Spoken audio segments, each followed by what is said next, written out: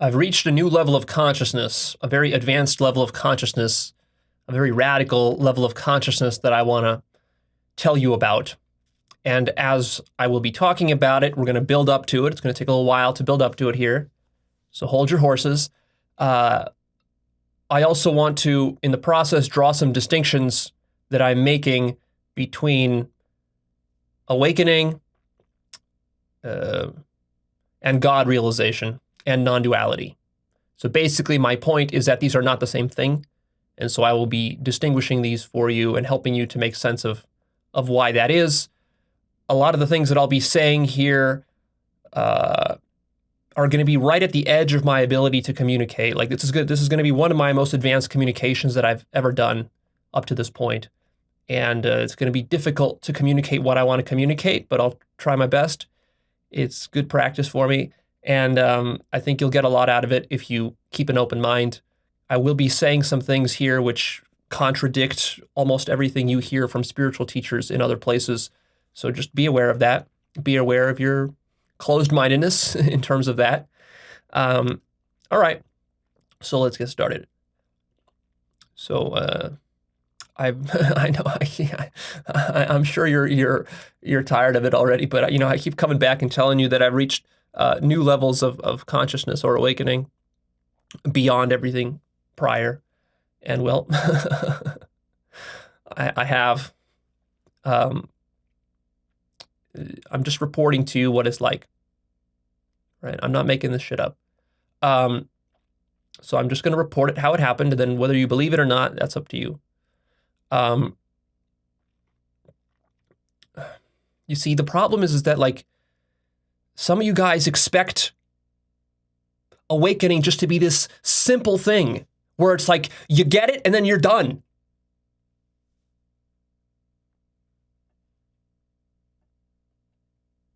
No.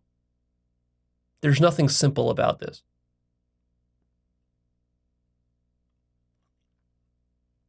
And then you tell yourself, well, but if it's not this simple, then it's ego. No, it's not ego. It's just not simple. There are absolutely no limits to consciousness. Consciousness can keep growing and understanding itself at ever deeper layers and levels. And there is no contradiction between saying that you had a total awakening before and now you have another one that's even more total. See, consciousness does not subscribe or fit into your simple little human definitions and logic. It might seem logical to you like, well, Leo, if your previous one was total, then this one can't be total. Like, this one's also total, but you're saying it's more total. That means you're full of shit.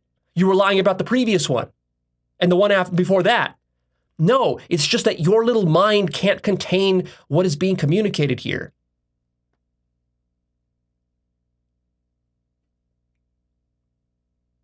It's a paradox. It's a very paradoxical thing. They always feel total, but then there's higher degrees of totality. That's the very paradoxical thing about infinity. It's not a bug, it's a feature. It's not a mistake. And this is what you will encounter if you really seriously do this work, rather than just sitting back and criticizing from sort of an armchair position. You got to actually get your feet in the water, get wet, go into the deep end of the pool, and then you'll discover how deep it gets. It's not like your little kiddie pool. So, where do I even begin? I guess let's begin here. Let's make a distinction between the sort of classical awakenings and enlightenments that most spiritual traditions talk about and what I will be talking about is God realization. So I want you to imagine, and I'm still working out this model. It's a little model I developed here. You got to understand, these are just very loose approximations. This is not literally how it is. But look, imagine we have an axis that goes up and down like the y-axis on a math chart. And so this axis represents sort of like what your consciousness is up to. Consciousness can take an infinite number of different states. You're in a certain state of consciousness now, and what you do through meditation practice and traditional teachings and practices such as Zen or Buddhism or maybe Advaita or Neo-Advaita, perhaps yoga, is that you're basically shutting, what's the technique? The technique is you're shutting down your mind. They call it the monkey mind. This is actually a very problematic framing, but they frame it as the monkey mind. Anything basically is framed as the monkey mind. And sort of the objective is to get to a state of no mind. And so the mind is quieted down, quieted down, quieted down through just emptying the mind or through concentration on a single object or something. And so it just kind of, or watching your breath, whatever, and you're quieting down your mind. And then your objective is to reach a sort of a peaceful, empty, like no mind state. And then from there, you can have either spontaneous insights or recognition of your true nature. You can have a satori, an awakening, an enlightenment, whatever you want to call it. And basically, this is how you get to that sort of classical Buddhist recognition of the truth of no self. Because the ego, in a certain sense, is the mind at work, thinking thoughts. And so if you can shut off all of that, you can get to sort of a sort of emptiness, and then you can realize no self. You can realize that, oh, the self was itself, just a function, an arising of the mind. And then maybe you can even go deeper than that, and you can realize nothingness, which is also maybe everythingness as well. And, emptiness, the Buddhists talk about emptiness and shunyata and Shiva and these sorts of things. And you can even have like what they call a cessation, which might even be an emptiness that is so deep that even the visual field collapses. The entire sensory field collapses into just like a pure void. Now, what newbies misunderstand about this is that they think that when I'm talking about nothingness, or when Buddhists are talking about nothingness, what they mean is that everything has to disappear. It's like literally a void. Or we can call it this cessation thing.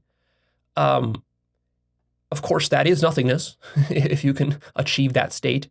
But nothingness is not exclusive to that state. Nothingness is always the case. This right here, right now, my words are nothingness. Just as nothing as that void. The void is not more nothing than this nothing here. They're both nothing, but there's just different qualities of nothing. You can have sort of a full nothing and an empty nothing. Again, the language is limiting us here. Right? So that's all good, and this would be sort of considered the classical Neo-Advaitin enlightenment. But now let's distinguish that. And so what that is again, look, you're moving downwards on this axis. And then you hit a sort of a rock bottom, which would be like, the most absolute rock bottom, if you're going in this direction of consciousness, is just a state of pure cessation where you don't even experience colors, sounds, or body sensations, literally nothing. Imagine like if you were blind in every sensory modality. You were blind, you were deaf, you couldn't even feel your body, you couldn't think thoughts anymore, and then like literally nothing. But you still exist. The nothingness exists, not the human you. The human you is gone because the human you is just comprised of nothing other than these, let's say, 5 modalities of sight, hearing, feeling, smell, touch, taste, thought. That's really like all you're made out of. That's what you, the human you, is made out of. So if all that disappears, what's left? You might say, well, nothing is left, I'm dead. No, you're not dead, because death is also something you're thinking. You're not dead, you're this void, and that void exists. You might think the void doesn't exist. No, it exists. So that's going all the way down to the absolute bottom. And then when you reach that, you could say, well, what more can there be? You can't get lower or more empty than that. And so in this sense, this trajectory of awakening, if you want to call that awakening, this form of it leads you to a sort of a natural rock bottom, which is this cessation. Or you can have less of a deep one where it's not a total cessation of all your perceptions. Your perceptions are all still here, but you recognize all this as being the void itself too. And so that's also, you can kind of call that rock bottom. Maybe not the absolute rock bottom, but it's pretty low. And so this version of the path seems to have this rock bottom to it. And that's fine. But now I want to introduce you to the upwards movement of consciousness. The upwards movement of consciousness, unlike the downwards, is not about shutting off the mind. In fact, it makes no difference whether your mind is active or not. And in fact, an active mind in this situation is not necessarily a bad thing.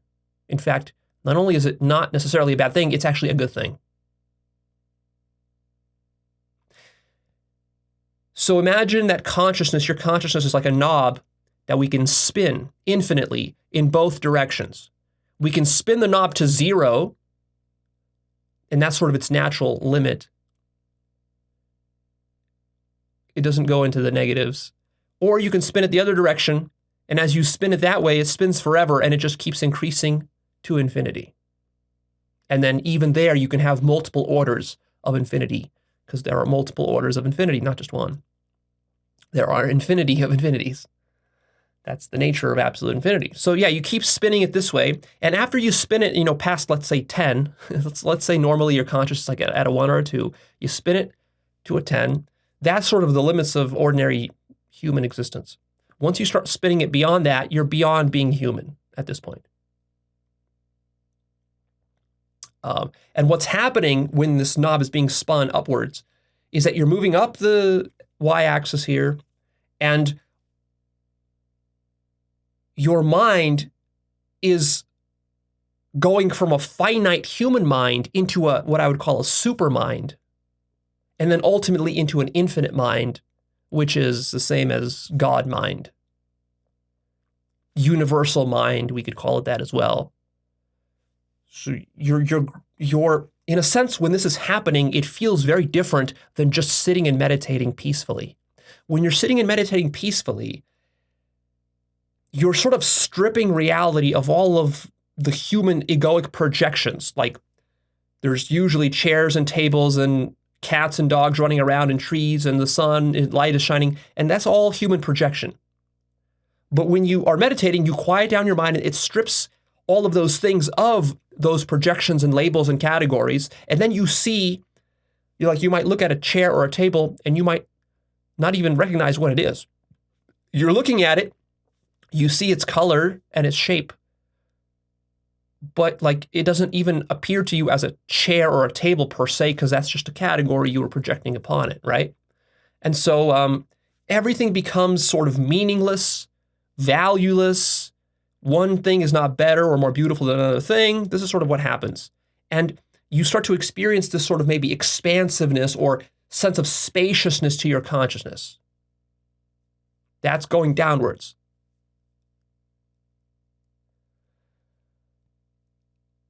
Now, going upwards, it's difficult to communicate what that really feels like and what that's really about, separate from how people portray perhaps it as the ego mind. So what I'm talking about here is not ego mind. I'm talking about super mind and infinite mind. What is that? Because I think a lot of people dismiss these higher minds as just ego. And what I'm telling you is that that's a mistake. So,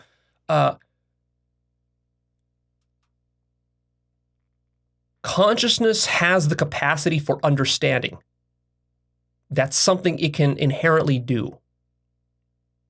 Now, what exactly understanding is a very mysterious and difficult thing to articulate. I don't even know how to articulate it yet.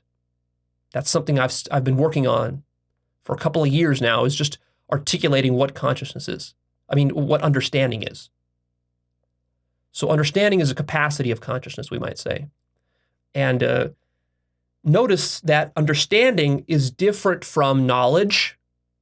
It's different from information. It's different from memory. It's different from belief or ideology of any kind. What I'm talking about is that you try to connect with this in your direct experience. You have a capacity to understand at the very least, parts of reality, if not the whole thing. For example, you have the capacity to understand a door. Whereas an animal might not be able to understand what a door is and how it works. Like if you take a rat and you show him a door, he's not going to understand what a door is. But you as a human could. And at one point in your life, you didn't understand what doors were, and then now you do understand. And now, be careful here, because I'm not just talking about egoic projections onto the door. Of course, we can say that the door, that's a label, that's an abstract category that the ego projects on it. And then what functions the door has, we could say, well, isn't that just egoic? Isn't that part of survival, that we use doors and for us they have a certain function, but really that function is not baked into the door. It's mostly just a projection. Yes, of course. But I'm saying that still, in an absolute sense, you can understand things in the world. And that's not just an illusion, that's something your consciousness can do. It can also misunderstand things, so it's tricky. Of course, self-deception is rampant and it's always operative if you're not careful. So what I want to suggest to you is that consciousness does not merely have the ability to take different states from high to low, from all this sort of content to a DMT experience if you're going very high, lots of visual content in a DMT experience normally, or you can go very low and it's sort of like cessation. Yes, consciousness can take all these states. Yes, consciousness can just be expansive. It can just sort of be being. It can just is. But that's not all consciousness can do.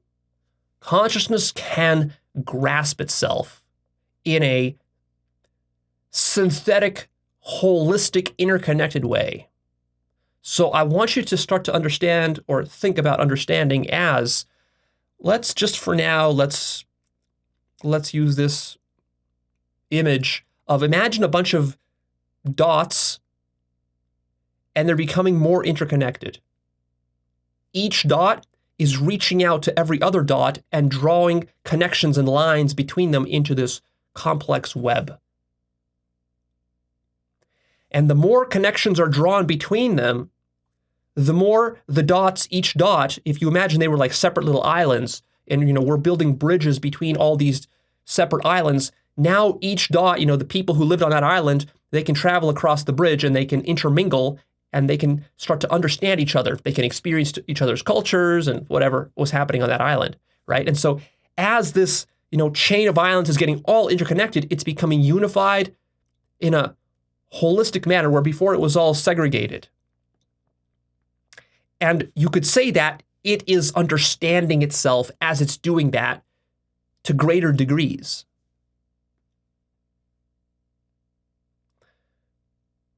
As another example here, imagine that we have a coffee table and we put a Monopoly board on it. And we lay it all out, all the pieces, the money, the tokens, the characters, and the houses and little hotels you can buy and all this. And so we set up the entire Monopoly board. Now, if we get a child, like a 3-year-old child, to walk into that room and look at the board, and let's say he's not familiar with board games at all, he's never seen one in his life, this is his first time, he looks at it and he doesn't know what he's looking at. What the hell is this thing? It looks very complicated. It's got a bunch of pieces to it. They're arranged in a very deliberate order. It's not just a random mess of stuff. He would probably look at it. He'd be very puzzled by what this thing is. Maybe he would pick up the pieces and move them around, but he doesn't know how to make sense of it. He doesn't know what the game is about. He doesn't even know yet that it's a game. He doesn't know where it came from, who invented it. Nothing, unless we start to teach him about that. So in that sense, we might say that's sort of like what it looks like for a meditator when he looks at the board with his mind shut off. He just sees it the way a child would see it. And that's good. That's valuable. But there's something else that's possible, which a lot of meditators overlook, which is that you can, as an adult, with, benefit of experience and so forth, you can actually look at that board and you can actually become conscious and understand what it's about, why it exists as it exists in that form, why it was arranged that way. Now, I'm not saying your understanding at that point is absolute. You don't understand everything about the board, but you understand some degree. Like, you understand it's a game, you understand how the pieces should move, what the pieces are for, why they were designed this way, right? Because the board has a certain design to it, a certain intention and a deliberate purpose behind some of the ways that things move and why the colors are the way they are, the shapes, the properties, the little hotels, what they're for, and so on. Now, we might say your understanding is still extremely limited at that level, but also notice what's happening is that you are sort of interconnecting dots as you're developing this understanding. You're sort of grasping it holistically when you look at it. But it's very far from a truly full understanding of it, because like you probably don't know who invented the board, what factory it was manufactured in, what the, what color dyes were used, what brand of paint was used on the board, how it was printed, what kind of printers were used, and where the wood came from for the little houses or the plastic that little pieces are made of. You don't know what kind of plastic it is. So there's a lot you don't know. In fact, there's like a million times more that you don't know about the board than that you do, and you can keep getting very, very detailed about this. But imagine that you were like this Monopoly board connoisseur and you just studied about this board, and you traced literally like the entire chain of causation for where this board came from. You actually went to the factory and you talked to the people who made that specific board that's in your house. And you discovered their first and last names. And then you discovered the names of their children. Like, you went really deep on this, right? And you can see it's like the tentacles of this thing, they just keep sort of branching out into infinity because there's so much complexity. Like, imagine you discovered the names of the children of the guy who made the board, and then you actually went to, the factory worker, not the designer, but the factory worker, because the designer's long dead, but the factory worker. And then you went to like his children's like school recitals, and you actually sat there and you learned about his children, and you develop a deep relationship with the children, and you found out how the lives of the children affected the parent who works at this factory who created your board. And you might say, well, Leo, that's ridiculous. What's the point of this? Well, imagine for a moment that all you cared about is just pure understanding. You wanted just to understand as much as humanly possible, or really even beyond humanly. See, the problem is that your mind would run out of capacity. You literally wouldn't have enough memory to hold all of the data and details. And of course, it would also take up all of your time so that you couldn't even live a life anymore, because your whole life would just be devoted to tracking down all of these different leads to understand your little Monopoly board. And this just gets you to start to appreciate just how complex even one little piece of reality is, let alone the entire planet or the entire solar system or galaxy or something. So anyways, but if you did do this, what would happen is that you would develop a deeper and deeper and richer understanding of the board. More and more of the dots would be interconnected. And just imagine, hypothetically, that if we cranked your consciousness up beyond superhuman levels and we focused all of that on the board, at some point you would be able to have an infinite understanding of the board. You would know everything about the board. You would track down every lead, and you would be able to hold it all simultaneously in your consciousness. Not as a human anymore, but as something superhuman. Supermind.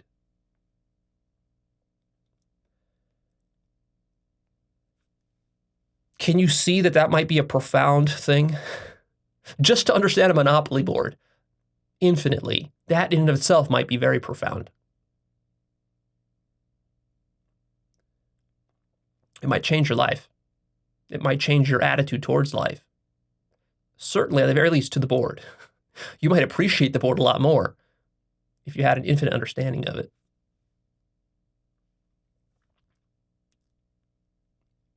But that's just the board. Now imagine that we took that and we didn't apply it to a board or to a cat or to a dog or to a human or to a tree or to the planet, but we applied it to the entire universe, all of existence. Reality with a capital R. And we started to crank up that consciousness knob, but with a focus on all of reality. The most inclusive focus, the most expansive, such that there could not be a more expansive, more inclusive focus. Right? So we're not limiting ourselves to any one feature of reality or object of reality. And we're being completely unbiased here. We're not biasing our consciousness towards anything, which we were doing in the case of the Monopoly board. Because after all, why focus on the Monopoly board over your cat or your dog or a tree or whatever else? So anyways, what I'm trying to communicate is that if you do that, what's happening is that you're moving up this axis, the y-axis, to what I would call God realization. And then when you fully achieve an infinite, fully interconnected understanding of reality, that is what I'm calling God realization. And that's the particular kind of awakening or experience that I'm going to be, sharing with you today. My deepest one yet.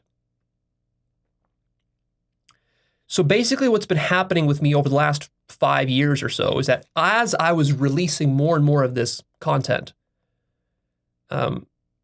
it's not only something I do for money. You see, this is also something that helps my own mind interconnect a lot of dots. I release videos. To release a video, I have to do research for it. I have to contemplate it, think about it. And even in the process of communicating it live, like right now, I'm also, I'm saying things, but I'm also sort of processing it at the same time. There's sort of a self-reflection going on. And then, of course, once I release it, I also think about how people react to it. I read the comments. I take in the feedback. I sort all the feedback in my mind. That makes me think even deeper. One of the reasons I read so much feedback, so many comments, and even post so many replies to comments, you might think, Leo, that's just a waste of time. Isn't that an egotistical thing? You're only doing it for the validation or something? No, actually, the reason I do it is because it helps my own thought process. It helps me to see how other people are viewing. Basically, every piece of feedback is like a perspective, an extra perspective I get on reality and on myself. And I can integrate more and more of those, and it helps me to interconnect more things in my mind. And so I've been doing that for the last, really since the beginning of Actualized.org. And as I've been having more and more awakenings, over 100 awakenings at this point, and sharing them and thinking about them and contemplating them and questioning them and finding little errors in here and little misconceptions I've made here and there and how I interpreted things, as I'm doing that, I'm interconnecting more and more stuff. Stuff is getting deeper for me. It's not that anything is really being contradicted. You might think like, well, Leo, this new awakening contradicts your old one. No, it doesn't contradict. It deepens it. It deepens it. It reveals additional facets that perhaps weren't emphasized in the previous one. And it interconnects previous facets that perhaps were isolated fragments. It integrates them together into a deeper and richer understanding of what's going on. And this understanding is not just an egoic thing. Open your mind to such a possibility that it's not ego that is doing this. Now, it could be ego, but it could also not be ego. And that's a difficult distinction to make. But we're going to try to make it.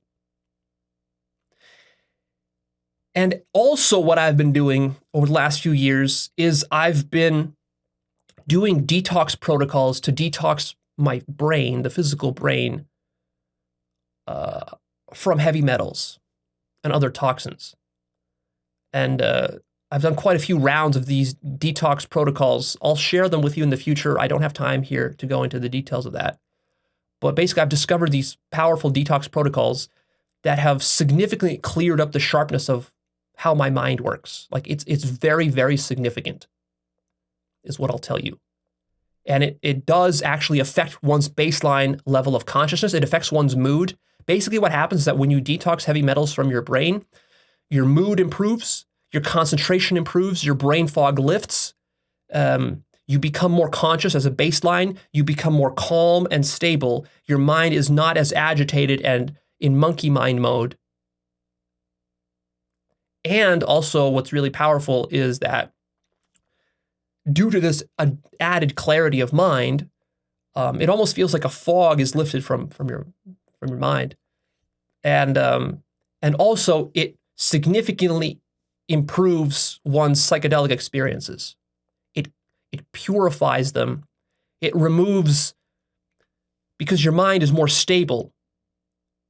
It's almost like you might imagine if you have a dirty brain and a dirty mind, in the sense that it's chaotic, you're thinking all sorts of fearful thoughts and anxious thoughts, and you can't focus for even 5 seconds, and you're just jumping around, you're lost in monkey mind. If that's your kind of mind, and then you take a psychedelic, that mind gets amplified.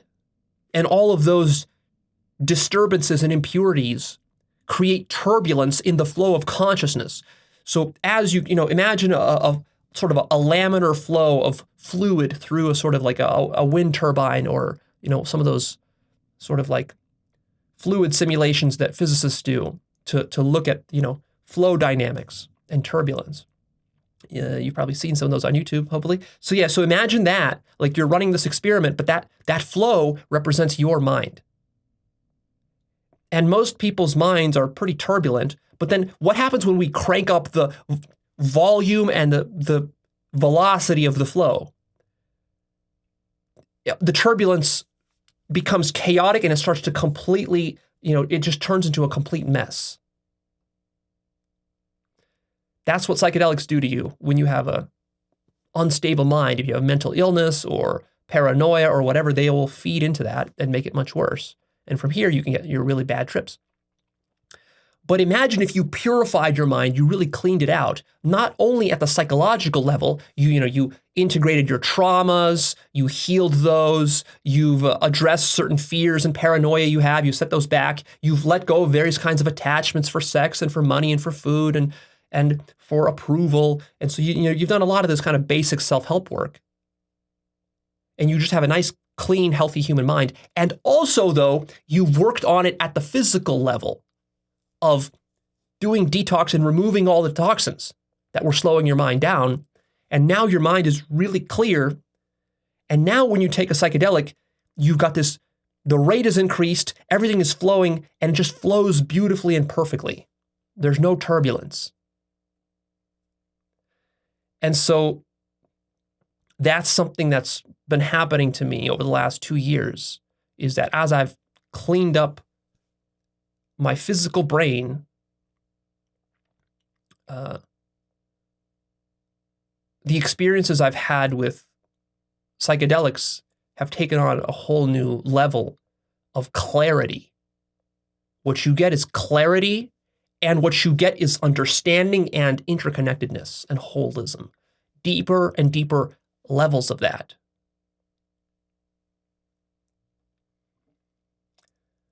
Again, I will share the detox protocols with you in the future. That requires a separate, specific episode. It's a little bit technical. So, the reason I'm explaining all this is so you kind of see where I'm coming from and why maybe the awakenings are getting deeper.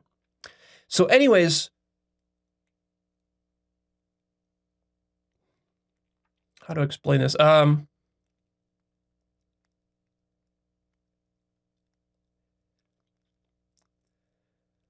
What happened to me was I experienced a new level of God realization that was more holistic than any other before. And I mean, I've had God realizations in the past, so that itself is nothing new to me. But I was blown away by just the clarity and holism of this specific God realization that I had. And I'll describe it to you here in a moment. But basically,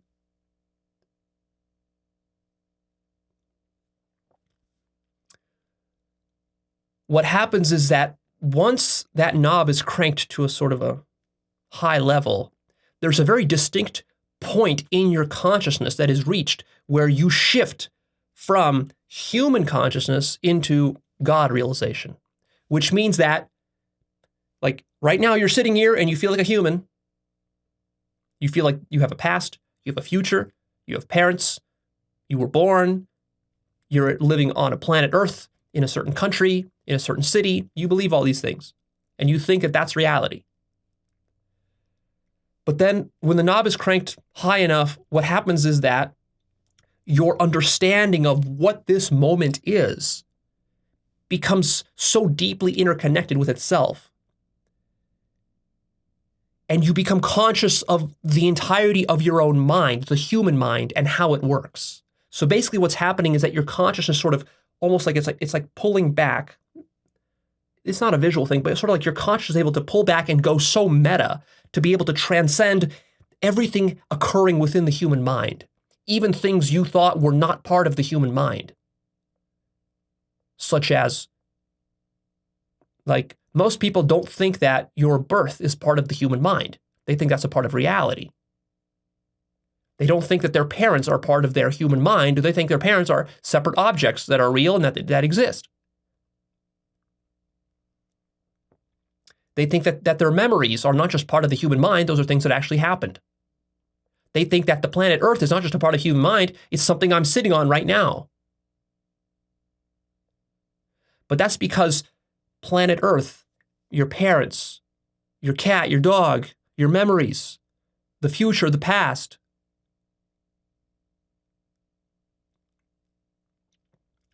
the idea of your death, all of these, you're not going sufficiently meta on. You're not able to transcend it with your own consciousness because your consciousness is too limited. It's in too limited of a state. You're stuck in a limited state. But once the state expands, you can zoom out of all that, so to speak, go meta on all of that, and then there's a very distinct threshold that consciousness crosses where you look at the room and this present moment and what your hands and your body and what is happening here, and you realize very distinctly, aha, this is God.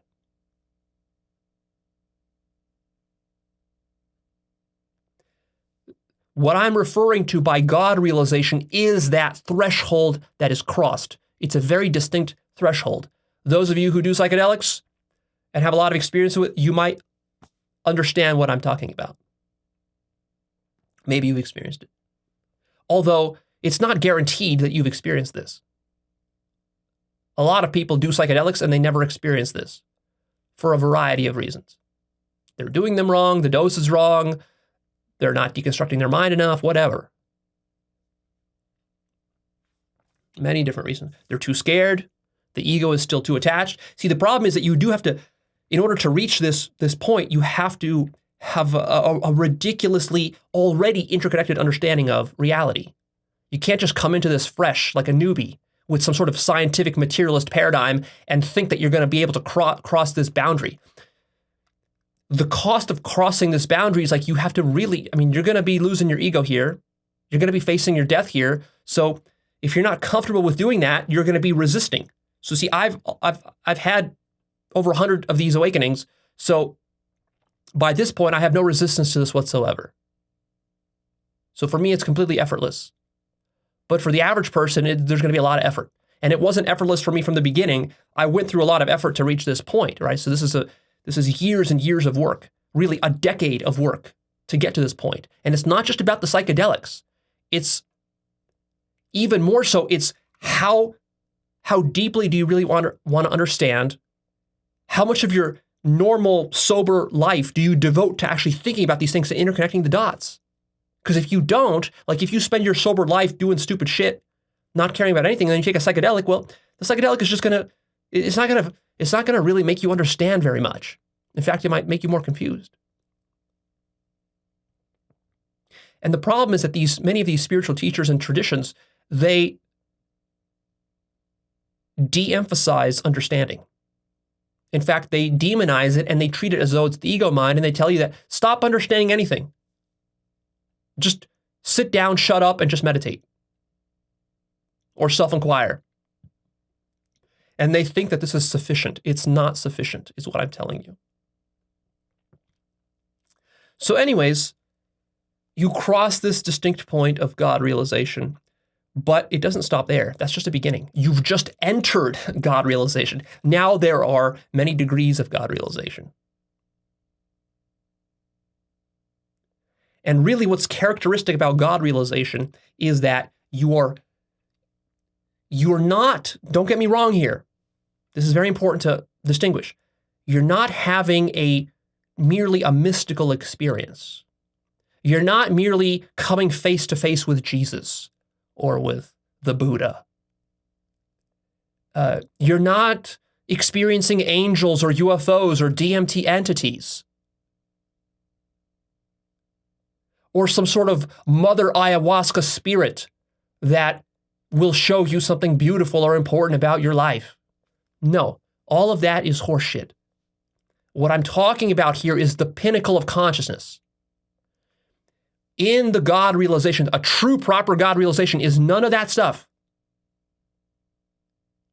It's completely you. You take complete, full ownership of yourself as the creator of this experience.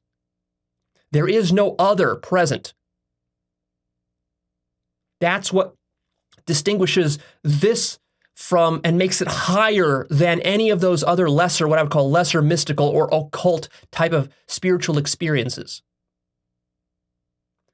Those can all be valuable experiences. You know, you might see, like, if you take some ayahuasca, you might see a serpent snake appear before you and start talking to you and telling you things about your life and how to be more loving. That's all good. But that is not what I'm talking about. What I'm talking about is becoming so conscious that you're too conscious for some snake to appear before you. You're too conscious for Mother Ayahuasca. You're too conscious for science. You're too conscious for this idea that, oh, well, this is all just chemicals in the brain. You're even too conscious now for the idea that you took a psychedelic at all. You're too conscious. You're so conscious now that you take complete ownership of yourself as the creator of reality. This is extremely radical. You're no longer in a state of consciousness per se. You are literally God. You're in full God mode. And when you move your hands, you are completely conscious of how you are literally creating your hand and its motion with your will and your infinite creative capacity. And not just your hands, but this entire bubble of consciousness that you're in. You become fully conscious of the illusion of reality. You become fully conscious of the dream, how you're constructing the dream, and why you're constructing the dream. You become conscious of how you imagined your parents and why you imagined your parents. You become conscious of how you imagined your dog and why you imagined your dog. You're able to penetrate with consciousness into your own psyche and mind in such a deep fashion that you're able to even see through the imaginary nature of, for example, physical reality or science. Atoms, molecules, these things you realize were just imaginary, specific instantiations of things you could have imagined otherwise.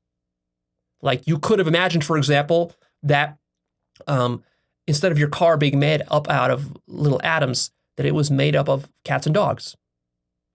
Little cats and dogs, for example.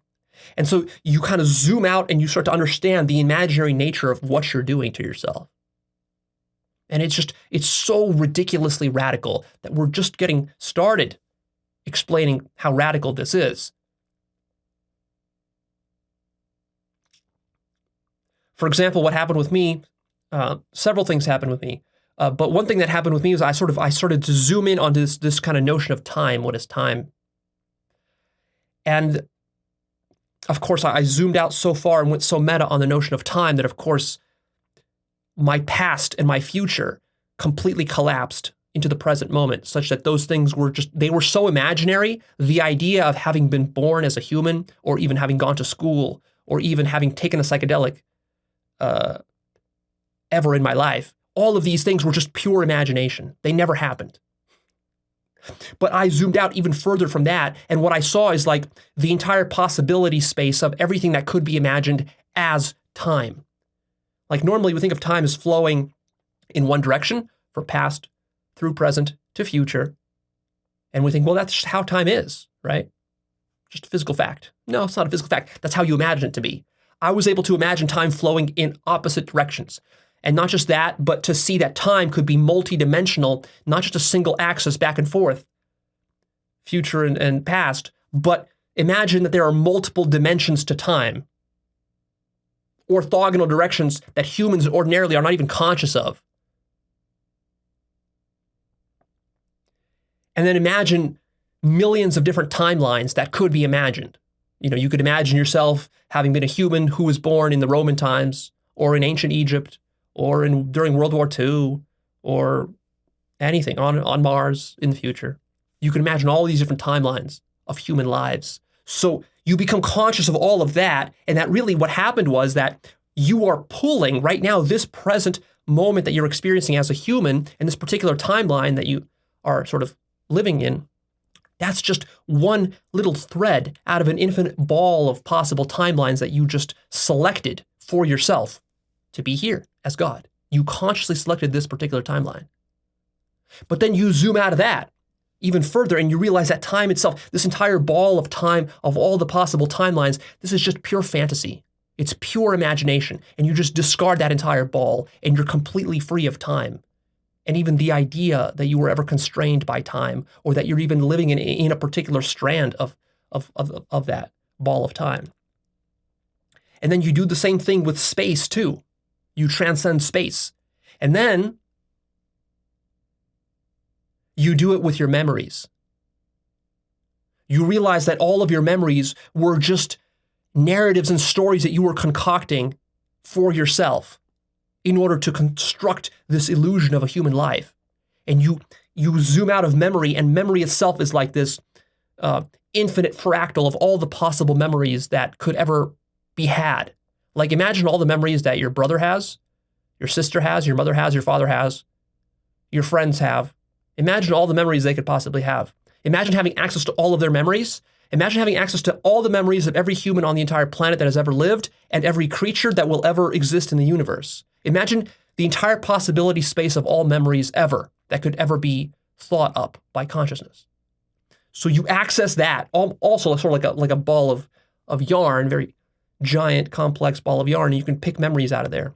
And you selected memories from there to construct this particular memory complex that you call yourself.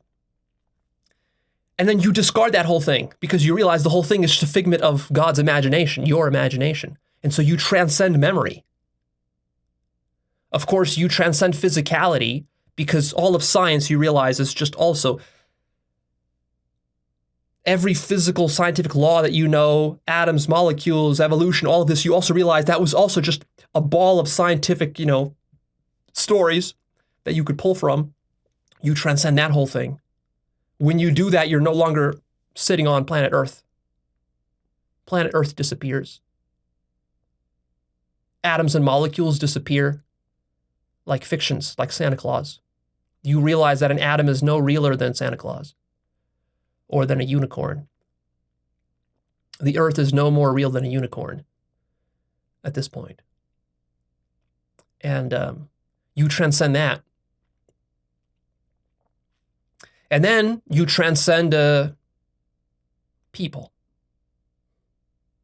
You realize that every person that you've ever interacted with, was just one little figment pulled from an infinite possibility space of all people that could ever be imagined. Of course, this includes animals as well, aliens, it doesn't matter what it is.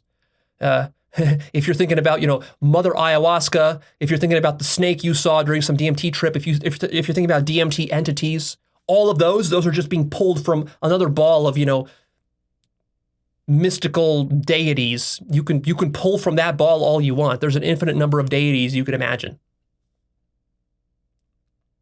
Ganesha, Vishnu, Shiva, whatever it is. Your ideas of Jesus and Buddha, all of those, you realize those were pure fiction. There's no such thing as a Jesus or a Buddha, pure fiction.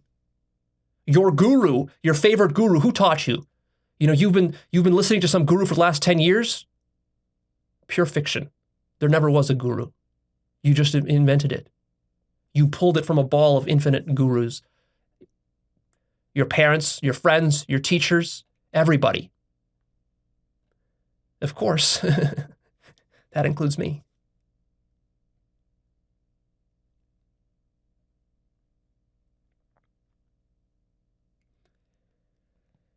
And so that's very radical because you have a very deep attachment to people. It's very shocking to realize how people are being constructed. So what I'm talking about here is really omniscience. You literally have the omniscience of God, and your omniscience is so high that you're completely conscious of how this present experience, whatever it is being constructed by you consciously.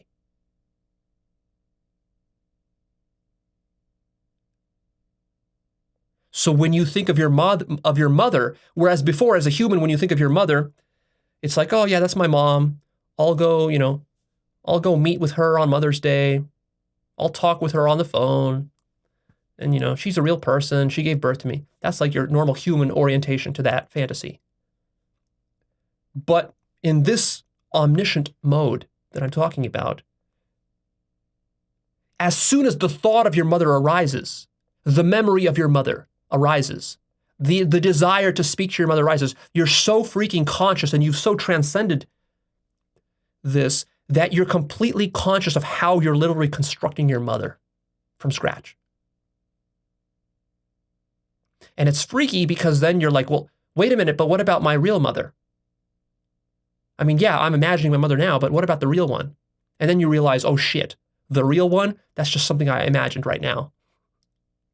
And you're like, no, but the real mother that gave birth to me. And then you realize, oh, wait a minute. Someone giving birth to me, that's also something I'm imagining. And you're like, shit, but then where did I come from? And then you realize, where did I come from? That's also something I'm imagining. Where?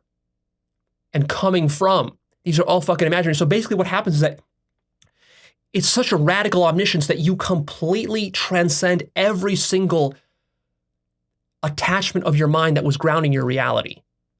And by these attachments, what I mean is that your reality is anchored by things like memories, ideas of planet Earth, science, religion, your father, your mother, what you're going to be doing tomorrow, your boss, the work you have, the career you have, whether you're a male or a female, your dog's name, your name, all of these things. Every single one of these anchors is seen to be imaginary. And when this happens, literally your entire sense of physical reality disappears. Past and future disappear so radically that they can't even be imagined to exist anymore. You're so conscious, you cannot fool yourself anymore at all. You are God consciousness.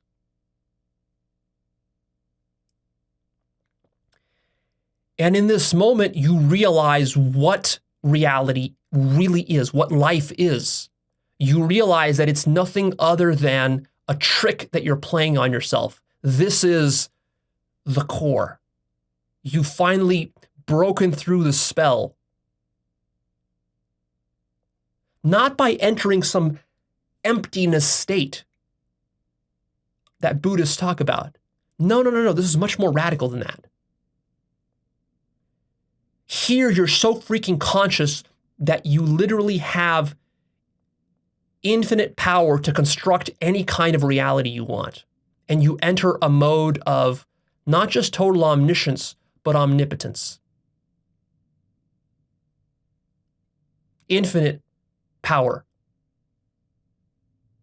Infinite will. This means your will instantly materializes into any physical object that you want. That means that if you want $1 billion in your bank account, you can create it instantly just by thinking about it. Now, it's not as simple as you think, though. Because you see, at this level of consciousness, there is no ego. The ego is long gone. The idea that you even have a bank account is gone. See, you're thinking, you materialists and atheists and scientists who are listening to this and trying to debunk me, they're like, oh, Leo, I got you now. I got you now. Show us your bank account. Where's your $1 billion? You're full of shit. You're being so stupid. You have to listen to what I'm saying, because what I'm saying is very nuanced. It's extremely radical. At the level of consciousness that I'm talking about, where you literally are able to physically materialize anything you want, the reason you're able to do it is because you are so conscious you understand that everything is imaginary. That means that when you're thinking of your bank account, like right now as a materialist, as a debunker sitting there trying to debunk me, you are under the spell of believing that you actually have a bank account. You genuinely believe that you have a bank account, a physical bank account that exists somewhere in the universe, on some computer server somewhere. And that it has a certain amount of money in it already. What I'm telling you is that when you're infinitely conscious, you're so conscious that you realize that your bank account is imaginary. You've been imagining your bank account the entire time. You've been imagining the amount of dollars in your bank account down to the penny the entire time. In fact, there is no time. You're imagining it right now. So when you understand that you're literally creating your bank account, your bank didn't create your bank account. Your bank is imaginary. You imagined your bank creating your bank account. That's how you created the bank account.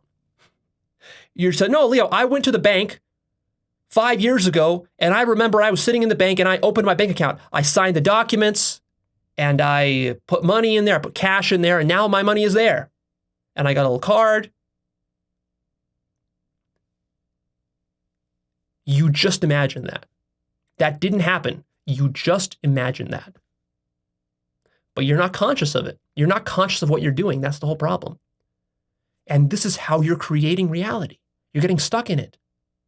You're always imagining stuff, and then you're just buying into whatever you're imagining without questioning it. But in this omnipotent state of consciousness, you're so conscious that literally anything you want to construct, you can construct. You can imagine any number of dollars in your bank account. You can imagine having sex with anyone you want for as long as you want. You can imagine eating any kind of food you want, as much of it as you want, without getting fat and without even getting full. You're literally now in heaven. This is what heaven is. Heaven is being so powerful that you can literally construct your own personal paradise of pleasure, and it lasts for eternity. Whatever you want, you can have. There's no limits whatsoever on consciousness.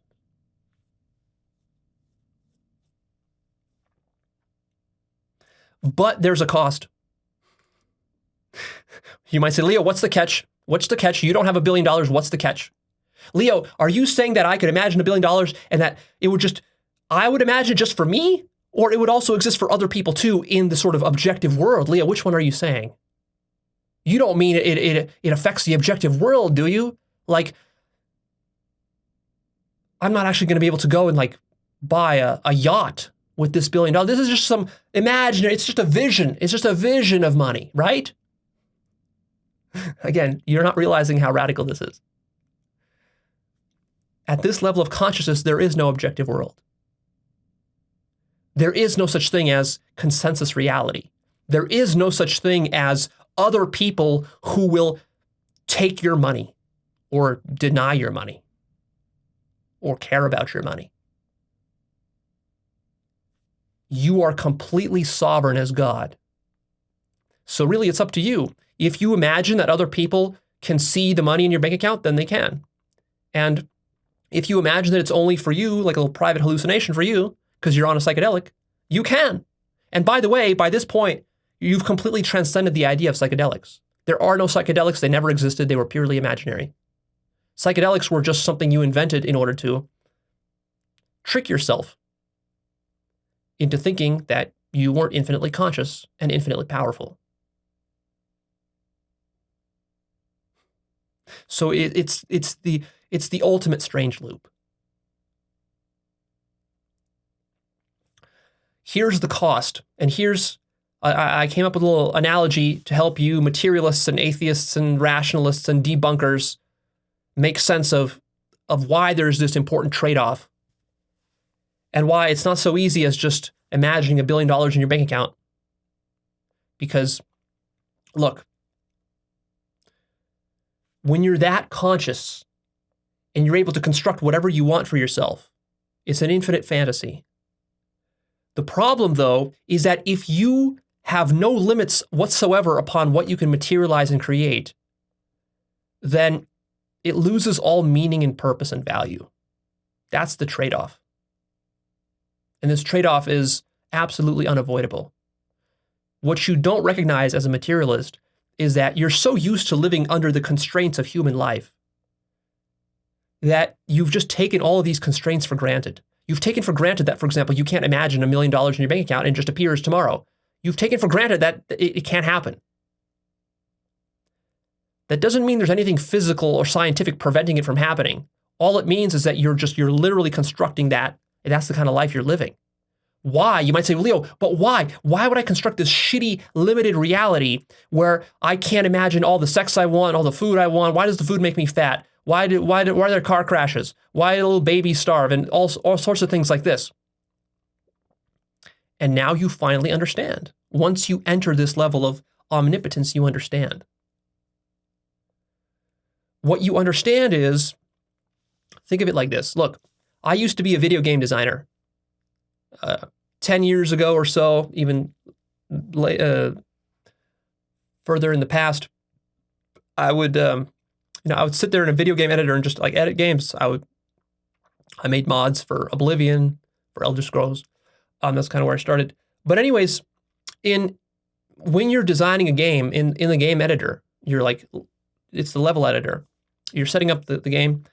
You're placing where the loot is, where the objects are, where the buildings are, and where the characters are. You're placing all this, but then you can enter the game and you can play it. You can place the stuff. When you're placing stuff, you can place stuff anywhere. You can place objects. You can give infinite amount of, NPCs, however much power. You can like just increase their power. You can increase their damage. You can decrease their health, whatever you want. You can make a male, female. You can change their face, anything. You're in God mode as a designer. Then when you enter the game, you press the run button, you enter the game, now you're playing. Now you're constrained by all the rules of the game. You can't jump too high, you can't run too fast, you have limited health, limited lives, limited weapons, limited attack powers, you're vulnerable, you can die, you can't walk through walls, you can't walk through the earth, and so forth. And you might say, well, but that sucks. Why do the designers do it this way? Why doesn't someone give me a game where I have infinite power? I'm not tired of all these fucking limited games where I can't walk through walls, I have to stay on the earth, I can't jump infinitely high, I can't have infinite money, and all these sorts of things. And see, it might seem like that's what you want, but that's not what you really want. Because if you got that, there would be no more game. It would lose all meaning for you. The point of the game is the challenge. That's what makes the game hard. It's the limits. What a game is a set of artificially self-imposed limits that you place on yourself for the purposes of seeing how you tackle those limits and obstacles in interesting ways, in dramatic ways, in entertaining ways. And then you have fun and you get immersed in that.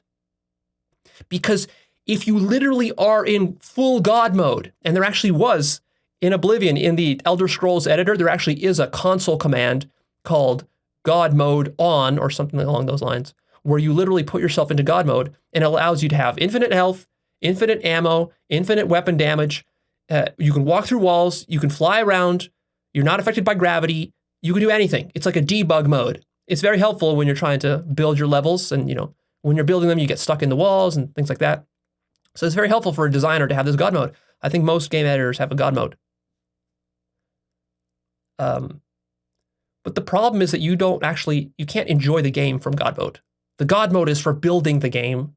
To enjoy the game, you got to disable the God mode. Well, consider the possibility that the universe itself, reality itself, has a God mode. In this God mode, you can literally design entire fucking planets from scratch using your will. And they instantly magically appear because there's absolutely no limits to consciousness. That's what you realize in this God mode. And if you want, you can create an entire planet from scratch, down to the atomic level. And it costs you nothing. It costs you no money, no energy, no resources, nothing. It costs you nothing. It's free, completely free.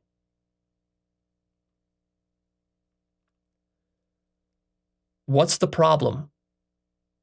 The problem is that it's completely meaningless and pointless.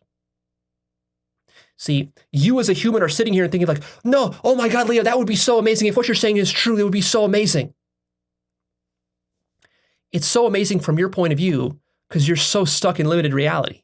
So for you as a human, imagining that you can just dream up a planet and it appears, or dream up some sexy model to have sex with and she appears before you, for you, that seems like a dream come true. But just really think about it very realistically and practically. We're not in fairy tale land here. We're actually being very practical. If you could just dream up women to have sex with and new planets, how quickly would you lose interest in life? Would there be any value? See, what you don't realize is that the only reason you value sex so much is because you get so little of it, and it's so hard to get. And the more of it you get, the less you value it. Those of you who've been in pickup and have had a lot of sex during parts of your life, you know what I'm talking about. But even those of you who have not been in pickup, let's say you just find, a girl or a boy that you really fall in love with, and then, for that honeymoon period, you're having sex all the time. You're having sex every day, maybe twice a day, and you do that for a week. After a week of sex twice a day, you're exhausted, you're sick of it, you're bored of it, you don't even want it anymore. You just want to go play some video games now. Why? Because the value of things is their rarity. The more common a thing is in your life, the less you value it. And if it's so common that it's ever present, you just completely ignore it and stop even caring about it. For example, oxygen. How much time do you spend thinking about oxygen? You need oxygen to breathe. Oxygen is like the most basic of survival needs. Without oxygen, you'll be dead in 5 minutes. Do you think about it? Do you care about it? No, because you just assume that it's here. It's constant. It's ever present. Would you pay $1,000 for oxygen? No, of course not. Why? If someone tried to charge you $1,000 for oxygen, you would think they're ripping you off. Why? Only because it's everywhere. But if you were stuck on Mars or on the moon, you might pay $1,000 for oxygen. You see? So, have you ever, if you're a serious gamer, have you ever been looking forward to a great game that comes out? The game comes out, and then maybe your friend comes to you and says, oh, look, I got the cheat codes for this game. Let's play this game, and let's just give ourselves infinite lives, infinite continues, infinite health, infinite power. And you look at him and you're like, what's wrong with you? This is a game I want to enjoy. I've been waiting for this game for the last year. This is a great, RPG. I'm going to immerse myself. This kind of AAA RPG comes out maybe once every 5 years. So I really want to play this thing. In fact, I'm going to set it on hard difficulty. I don't want to play this on easy. Easy is for idiots. I want to play it on hard. I don't want any cheat codes. That's going to spoil my experience. If you're a serious gamer, this is how you play your games. You want your games hard, not easy. You don't want to be handheld through the game. That defeats the entire purpose of the game. And maybe sometimes, actually games have been so dumbed down today compared to how they used to be in the past. They used to be much more hardcore.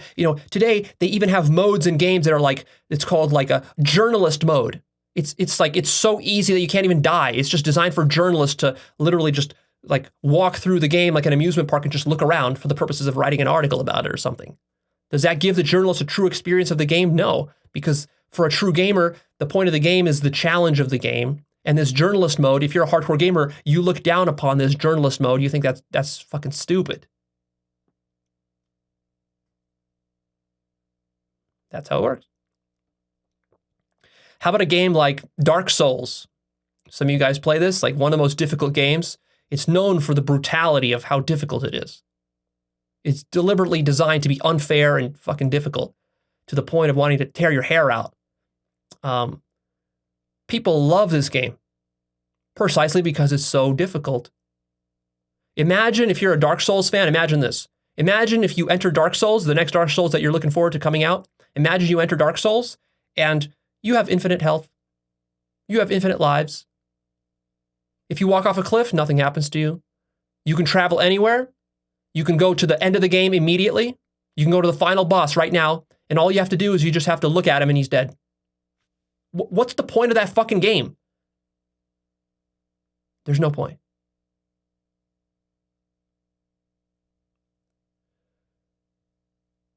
The beauty of a game, when it's really well designed, and this is very difficult to do, such games are rare, is to have the perfect balance between your abilities and all the obstacles and limitations in the game. That's the duality of the game. That's what creates the drama, the fun, the excitement, the ups, the downs. If it's too difficult, if it's so unfair that it's just ridiculous, you get frustrated, you quit. If it's too easy, you get bored and you quit.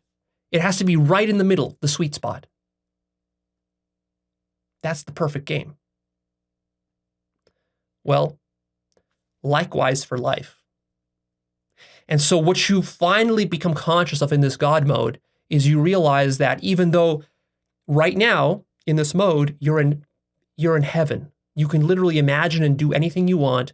And as this is happening to you, you realize that you don't even need any of those material things. See, this is another problem, is that humans have this material attachment. You think that, oh, Leo, if I just got a bunch of money and I just got a bunch of sex, that would make me so happy. If I had those powers, I would be God and I would just keep, giving myself blowjobs for the rest of my life. But what you don't realize is that all of that is a puny form of pleasure compared to the metaphysical infinite love that you will break through to in this God mode. Because, of course, as you'll realize, God is love. And so you don't even want the sex and the money and the fame and the yacht and the fast car and all of this bullshit.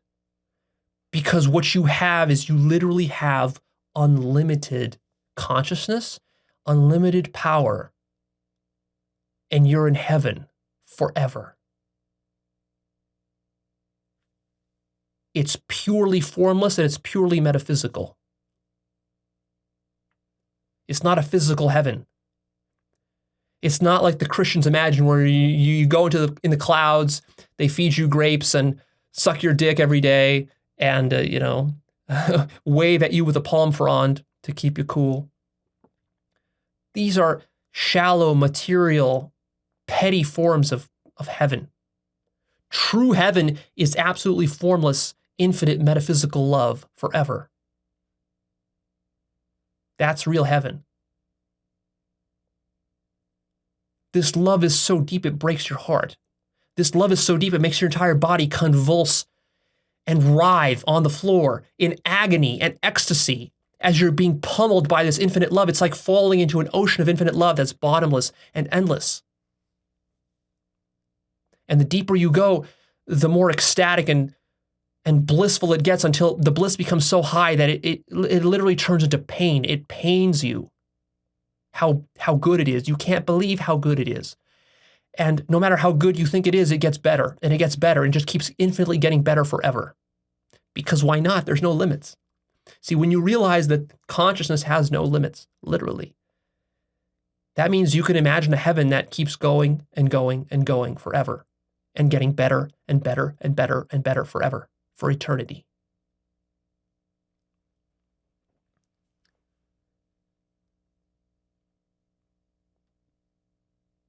But what's the cost? What's the trade-off? The trade-off is that there's nothing to do there. There's no struggle. There's no drama. There's no limits. There's not even form because you don't need form. All forms are limited. Any form you imagine is going to be a limited version of heaven. If your version of heaven is having sex with a supermodel or a million supermodels, you're stupid because you don't realize that if you were just pure infinite love without any supermodels, you would be happier. The supermodels are just a substitution and a lack of understanding of what true love is. True love is unlimited. If you limit your love to just supermodels, you have an inferior form of love and you have a lesser heaven. So because you're so conscious, you select the highest heaven. You don't settle for any lower heavens. You select the highest one. And in this highest one, nothing happens. It's just literally pure, a singularity of pure orgasmic bliss and love forever. So what? There's nothing to do there. And then you realize why you have this limited life in the first place.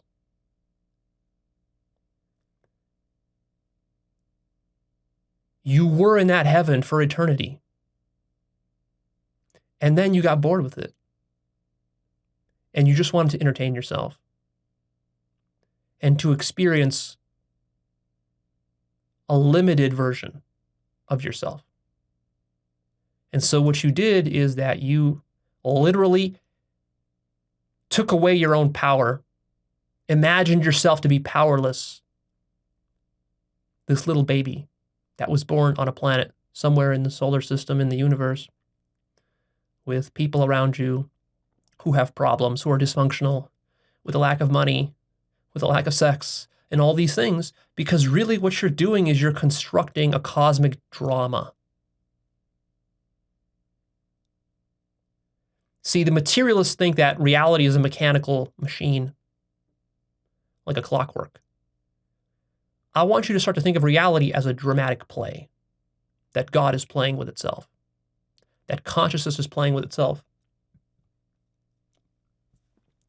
Imagine if you were all-powerful. Imagine if you could create anything in the universe, including the universe itself. Imagine that you can structure the universe however you want. You can impose any limits you want. How would you structure the universe? But think about this very carefully. Be careful how you structure it, because you might structure it in a bad way.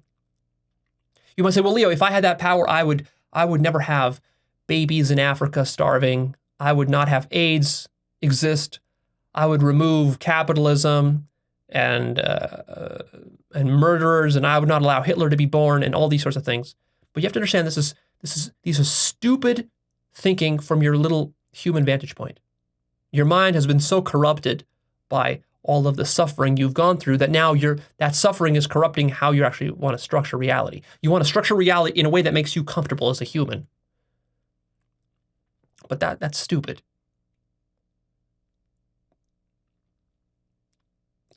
If you were infinitely powerful, the way you would structure reality is that you would actually place intelligent limits in such a way that there would be a perfect balance between your capacities, limited capacities, as a creature who incarnates into it, and the limitations and obstacles that exist, such that there would be such a perfect balance that you're always on edge. It's always dramatic. It's always interesting and fun. Stuff is happening. And the stakes are real. It's not just a fantasy in the sense that it's like anything goes, you can walk through a wall. That's not fun. That's not dramatic. You feed off the drama of life, is what I want you to understand. And you would say, oh, Leo, I would get rid of pain. Well, then you're stupid. Because if you got rid of pain, there's actually a disorder. This is a real disorder that people are born with. It's a rare genetic disorder that people are born with, an abnormality in their wiring, that they can't feel pain. These people usually die by the age of 15 or 20. Why?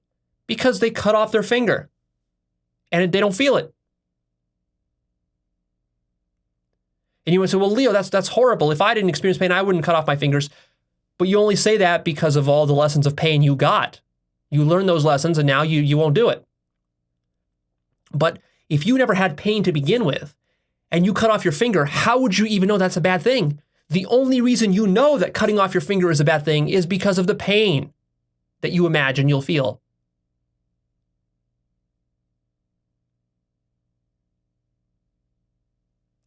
Pain is literally what you use to know what is bad.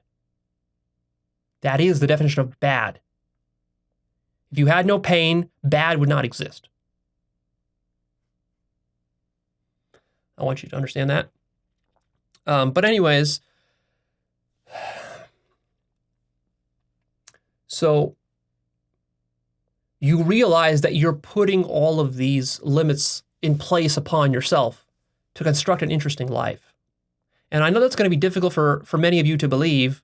For some of you who've lived a very difficult life with so much trauma and pain and abuse, I know that what I'm saying to you now is going to sound preposterous.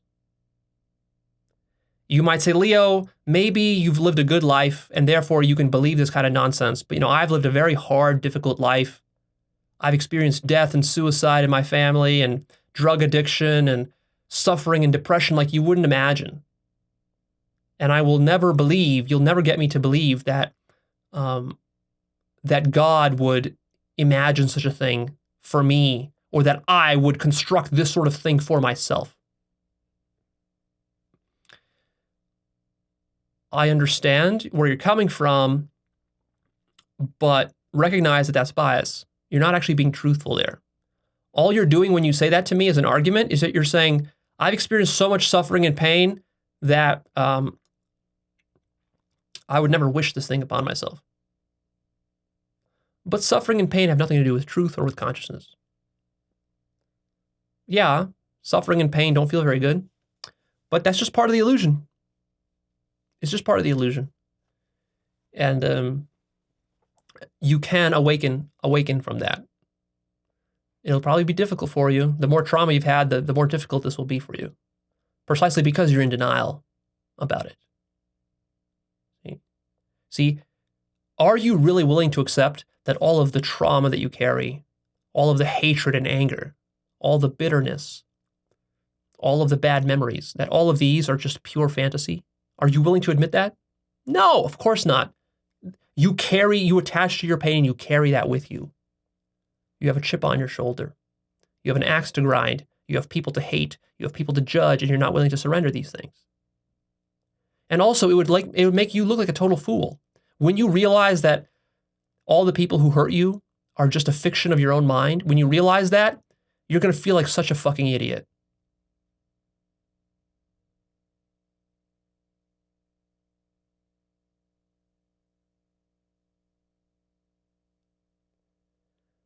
So finally, what you realize when you interconnect all the dots is you realize how and why God is constructing this reality, this life, this limited human existence. It's the ultimate trick. It's an infinite trick that you are playing on yourself. You literally need to fool yourself so thoroughly with science, with religion, with your birth, with memories, with fear of death, with pain, with something. You have to fool yourself so totally that you can't even remember that you were ever God.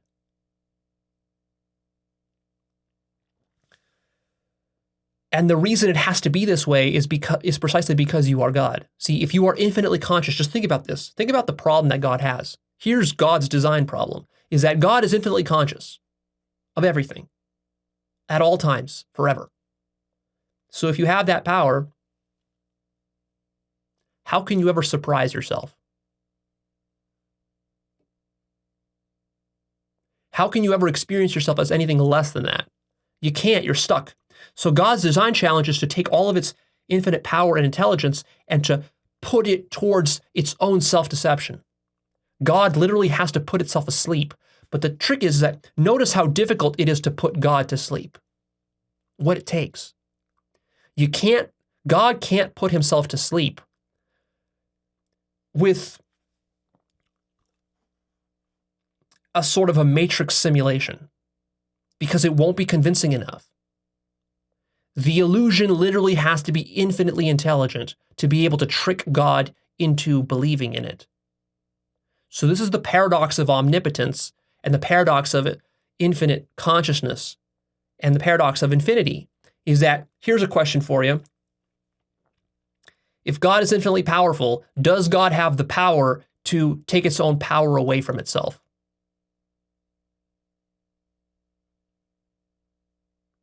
That's the strange loop paradox of this situation. See, if you say no, God is not powerful enough to take away his own power and to deceive himself, then you come into an absurdity because then that means God is not all powerful. That means God is not infinite. But if you recognize that God is infinite, then you have to also recognize that if God is infinite, that means God must even have the power to make itself finite. That's the closing of the strange loop. And so that's exactly what happens, is the reason you're finite and limited is precisely because you're unlimited and infinite. And that's the collapse and the reconciliation of that duality, that set of dualities.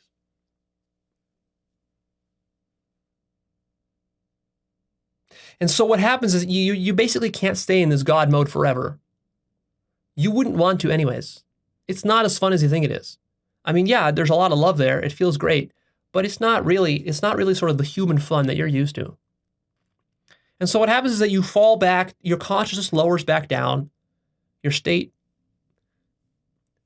goes back to basically what it was when you were an ordinary human, and then you're back. You're back in the normal world, so to speak, and you've got all these limits. And you might say, well, Leo, then what's the point? It was just a hallucination. No. You calling it a hallucination is the trick that you play on yourself to keep yourself limited. So life consists of really only two things. Life consists of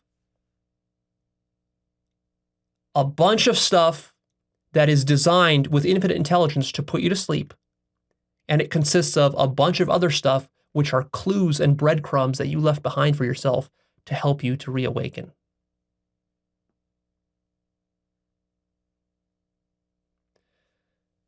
What you become conscious of is that all of the people in your life, all of the games you've been playing, all the money chasing, all the sex you've been having, all the drugs you've been doing, all this sorts of stuff, that all of these things are nothing other than, they're not just random things. They were deliberately designed by yourself in order to make you fall asleep, to buy into the illusion, and then to leave that breadcrumb trail so you can break free. And sometimes these objects and people are simultaneously both. For example, the function that I might serve in your life is that I might be helping you to fall asleep and to buy into the illusion deeper. How so? Well, you listen to me, and then maybe you start thinking I'm a cult leader, and you start hating me, and you start hate watching my content, and you start telling yourself how stupid Leo is, and how all this stuff he talks about is just lunacy and idiocy, and he's lost his mind. And you keep doing that, and in that sense, you're developing, you're taking your illusion and you're drawing yourself deeper and deeper and mesmerizing yourself into it. And this strengthens your sense of physical reality. Or conversely, you could listen to me and you can maybe intuit that what I'm saying is correct in some way, and you can start doing the work and start discovering these things for yourself, doing the practices. And then You could actually use my words as breadcrumbs to help yourself to awaken. It's both, depending on how you take it. And so it is with everyone in your life and everything in your life. Something bad happens to you, you can take it as something that will put you more to sleep, or it'll awaken you. For example, someone dies in your family. How are you going to respond to that? Well, you can start freaking out over it and get depressed over it and become bitter and angry over this for the rest of your life. That puts you deeper to sleep. You get drawn deeper into your ego, into all of your fears and hatreds. Or you can grieve for that person, you can heal your wounds over the death of that person, you can get over it, and you can use that to make you stronger, to make you more loving, to make you more forgiving of yourself and them and the conflicts you've had together, and it can make you better in your future relationships. It can make you a more compassionate, empathetic person in the future. It can make you rethink the way that you didn't treat people as good as you wanted to, and that in the future you're going to treat people better, right? And eventually even it could lead you to start to think about, what is death? Why am I afraid of death? Is death even a bad thing? And then you think about that, and then eventually you could awaken. If you go down that road, you could also kill yourself. I don't recommend that one. I recommend awakening instead of suicide. So you see, and that it's that way for everything that's happening in your life. But it takes a very deep consciousness and a wisdom and intelligence to see that, because normally you're just kind of sleepwalking through life and stuff is happening to you and you just think it's just material stuff. Like, someone crashed into me, my dog died yesterday, and they ran out of food at the grocery store, and all these problems that I'm dealing with. I got to answer an email, I got to do this, got to do that. Well, like, yeah, this all sucks you in. That's what reality is.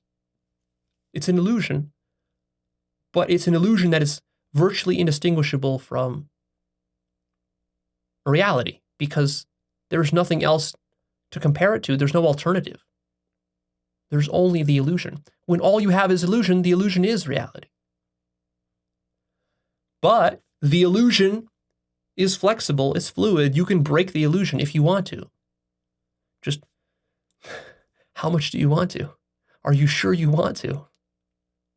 Do you understand what will happen if you break the illusion? You might think, oh, that's so great. Yeah, Leo, I want to break the illusion. Are you sure you want to break it? What you'll realize if you completely break it is that actually you want it back. It's just like life. You don't realize the value of what you have until you lose it.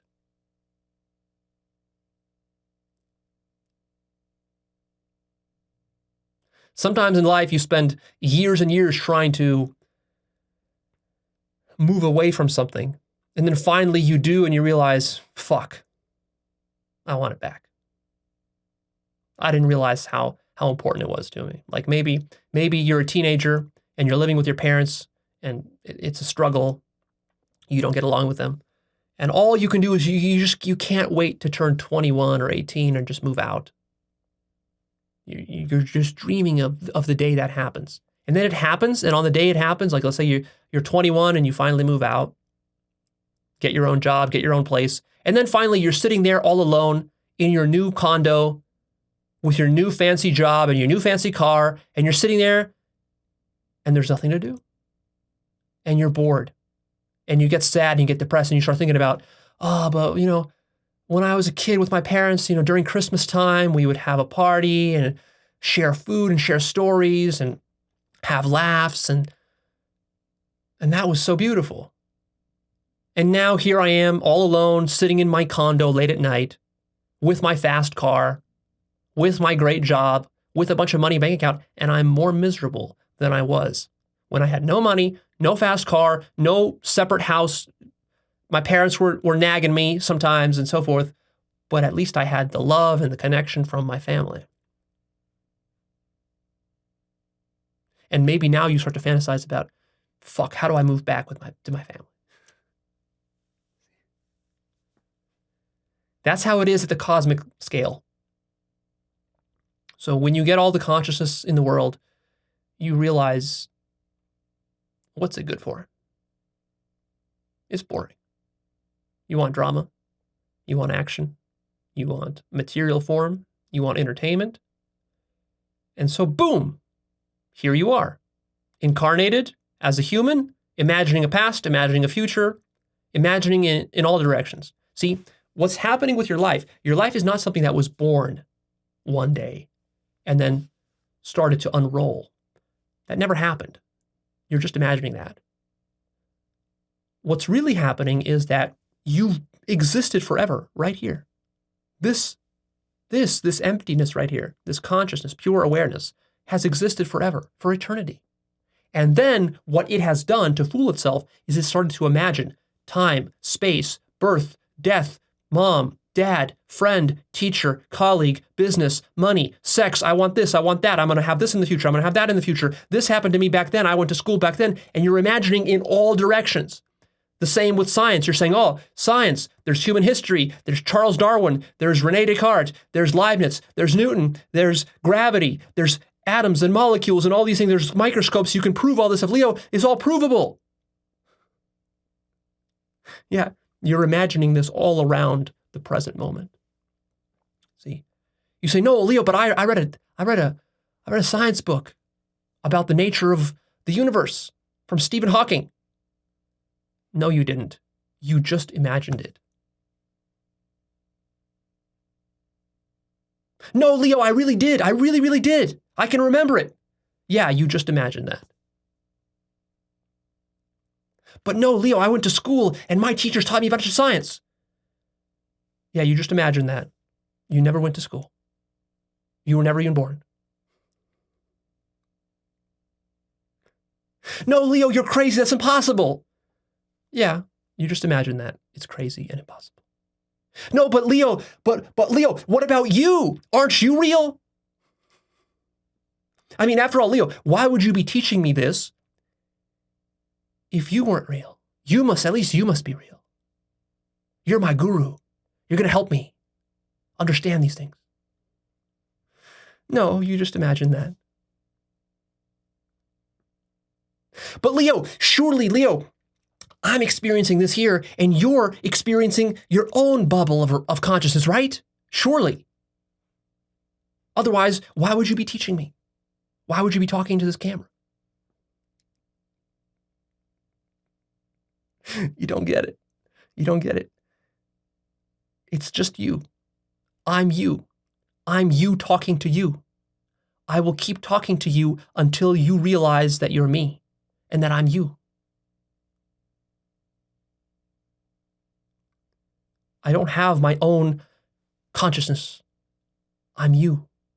I'm a fragment of your consciousness.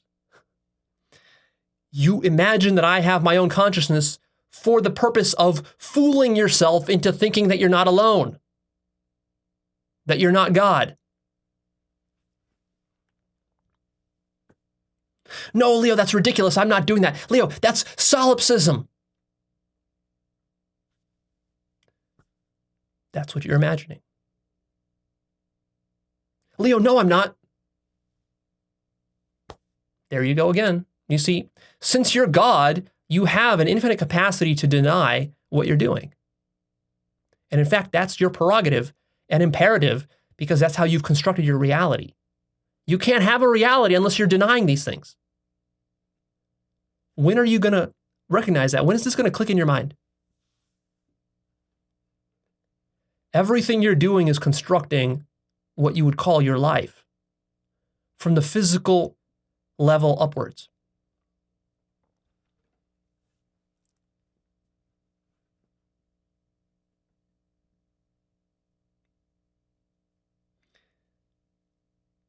You don't really want to realize what I'm telling you is what I'm telling you. Because it's going to be hard to accept. You're going to have to face nihilism. You're going to have to face loss. You're going to have to face surrendering attachments. You're going to have to face the fact that you've been fooling yourself. You're going to have to face that I don't exist. You're going to have to face that you're all alone. You're going to have to face that you're constructing everything. You're going to have to face that science is an illusion. You're going to have to face that all of your religious gurus and spiritual teachers are illusions. You're going to have to face that you are constructing everything. Anything you think you're not constructing, whatever that is, bring it to mind right now. Notice that you're constructing it. Everything. Everything. As God, you have absolute consciousness. What you are experiencing and seeing right now is the entire universe. It's all that exists. There's nothing more. Whether you think I'm real or not is up to you. If you imagine that I'm real, then I am, because you imagine it. If you imagine that I'm not, then I'm not, because that's what you're imagining. There's nothing wrong with imagining stuff either. You can interact with me as though I'm imaginary. That's how you have been interacting with me for what you call your whole life.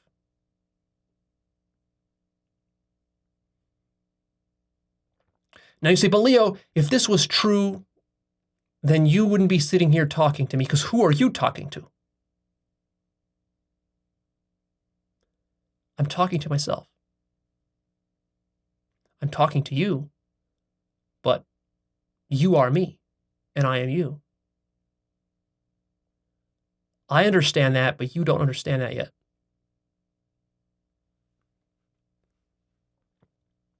But Leo, if you're doing it for me, that must mean that you have your own, world going on. And I must have my own world going on. Otherwise, you wouldn't be doing this. Why would you do this? Why would you invest so much time creating these videos for nobody? That's insane. But think of it this way. What else am I supposed to do?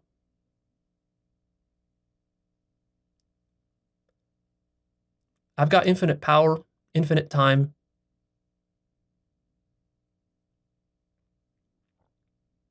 You have a better thing to do? What's more worthwhile to do? I'm bored. I got to entertain myself. I've existed for eternity. What do you want me to do? You want me to dance a little dance, a little jig for you, sing a song for you? What do you want? You want me to shower you with money and sex? What do you expect me to do? Do you think I should be out there chasing money and sex myself? And a bunch of other stupid shit? Why? I would only be chasing those things if I was fucking delusional. There's nothing else to do. The only thing there is to do in the universe is to, actually there is. The only thing there is to do in the universe is to fool yourself into falling asleep and then to help yourself to reawaken. That's all there is to do. There's nothing else. So, by all means, if you want to go chase sex and money and all these things, and I chase some of that myself, both in the past and still to some degree, but it's just recognize it's just entertainment. You're just entertaining yourself in various ways. And if you ever you ever desire to become like an enlightened teacher or something, and you wonder why do it, the answer is there's no reason. There's zero reason to do it. Because once you're God realized, that's it, it's done. There's nobody else to awaken. The idea that there are other people who need to be awoken or who need your help, this is one of the deepest fantasies that you have, which keeps you from realizing yourself as God. In fact, I think that a lot of spiritual teachers, Neo-Advaitin teachers, Buddhist teachers, and so forth, meditation teachers, this whole bodhisattva vow that these Buddhists take to sort of withhold their own awakening until everybody else is awoken, or to help reduce the suffering of all the creatures in the universe, devote their life to that.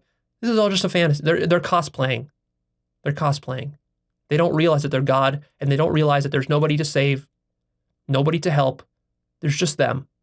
They are basically, they have some degree of awakening, but not a very high degree. They're not God realized, and they don't understand how they're constructing reality. They couldn't tell you if you asked them. They would just, tell you to shut your mind off, and therefore they're still playing games. They're playing spiritual games, mystical games. New Agers are part of this group. They're all playing mystical games. They're not God realized. Because if you truly were God realized, and this is one of the most painful and most difficult things I've had to integrate through all of my awakenings. There's been painful stuff to integrate, but one of the most painful ones, I'll tell you what I think it is for most people. It'll be other people. This solipsism thing that you can't get over, this will be one of the most biggest obstacles you'll face. And one of the most painful things for me to integrate was the idea that there's nobody for me to help, to teach, or to awaken. This whole thing that I've constructed with Actualized.org to help others to awaken, really what it was just a trick that I played on myself to draw myself deeper into the illusion of life. It was a way that I was keeping myself asleep. Fucking twisted as fuck. It's ingeniously fucking self-deceptive. I mean, it's an illusion of absolute genius. It's an infinite illusion. Everything you think is there to help you awaken is actually a trick to help you to fall asleep. This is why so few people awaken, and really, even fewer reach God realization. It's just so ridiculously self-deceptive. Even when you think you found the best guru in the world to guide you, and even when you think you've read all the best books in the world, and even when you think you've done your meditation, and even when you think you've attained cessation and nirvana, you're still fooling yourself. You're not God realized. And you might say, oh, Leo, but this is pure egotism now. Pure egotism. You're trying to place yourself on a pedestal above all the other gurus and this and that. I could be doing that. That's not what I'm doing. The reason I'm making these distinctions and talking about these things is because originally when I came into this work, I bought into certain illusions that most spiritual people buy into when they start to awaken. I bought into certain illusions such as that all paths lead to the same destination. All the spiritual teachers are talking about the same thing. Nobody's better than anybody else. If you call yourself enlightened, that means you're a narcissist and an ego. Nothingness is the ultimate goal. Buddhism is the highest spiritual tradition. It's the purest. It's the least corrupt. The ultimate attainment is no mind. Shut off the mind. I've succumbed to all those self-deceptions. And then the more awakenings I had, the more I started to realize how wrong all that was. And just how much I underappreciated the trickiness and the level of the depth of self-deception that's going on. And of course, it had to be that way in order to maintain my sense of reality. You see, because if the self-deception was easy to unravel, then everybody would have their realities unravel. And by everybody, I mean you, because there's nobody but you. So see, by definition, for you to be a human, you have to be completely self-deceived. Otherwise, you literally could not be a human. And that explains why all the humans in the world, practically, are just batshit self-deceived.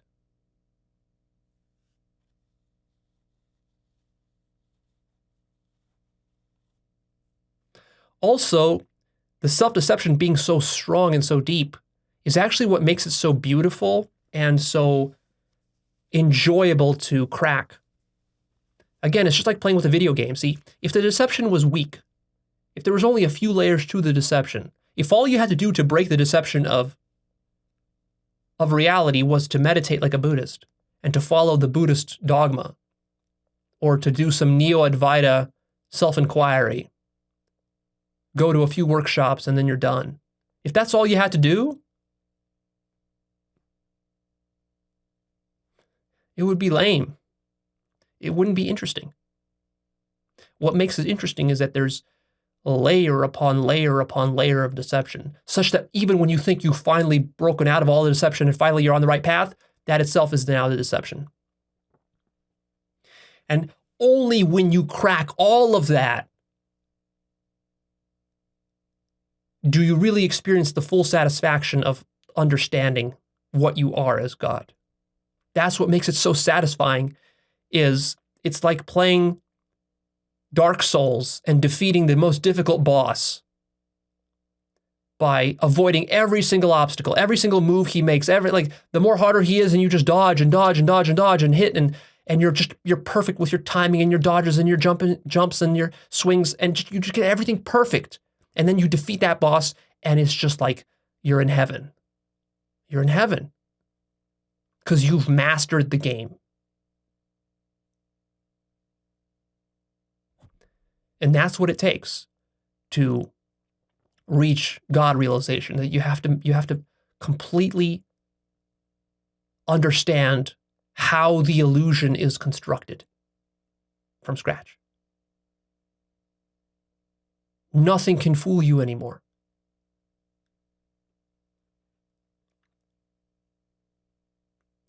And as long as something can fool you, then you're going to be shy of that God realization.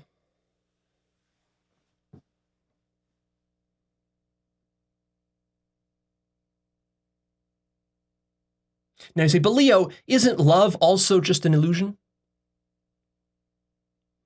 No.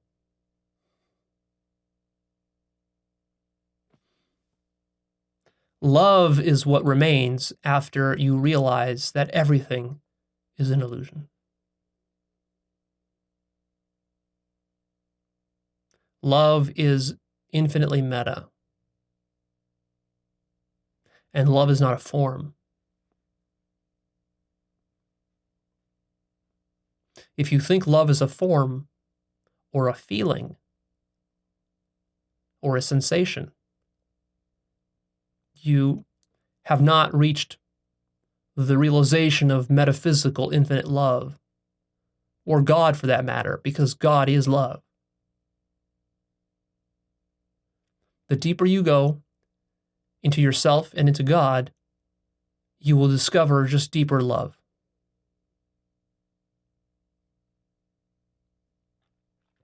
And so anyways, to me, this is the difference between moving upwards in your spiritual journey versus moving downwards.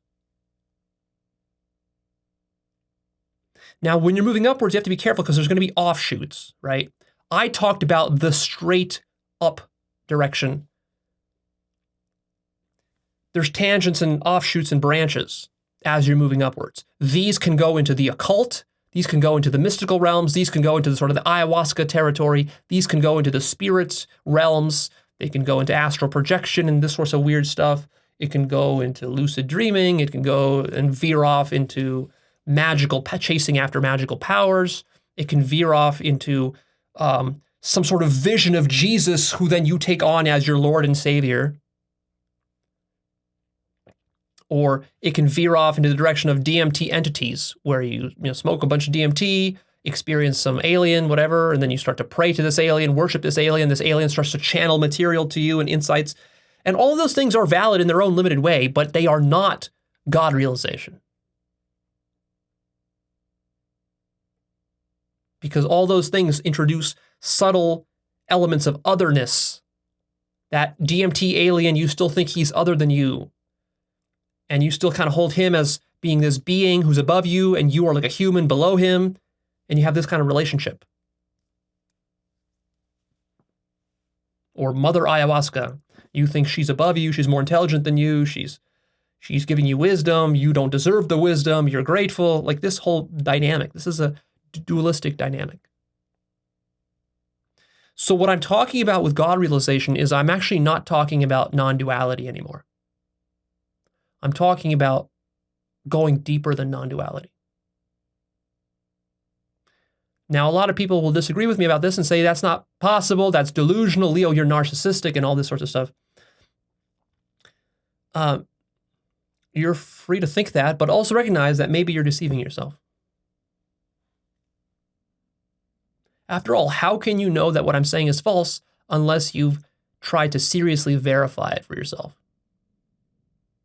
And that's what I'm suggesting. I'm not suggesting you believe me. I'm suggesting you just have an open mind and experiment and question all the dogmas of Advaita, of Vedanta, of Neo-Advaita, of Eckhart Tolle, of Rupert Spira, all this stuff. Question it all. Try out both directions. Try hitting cessation. Try realizing no self. Try realizing nothingness. And then, you'll still have plenty of time left. You can also move upwards and try this other thing that I'm talking about, God realization.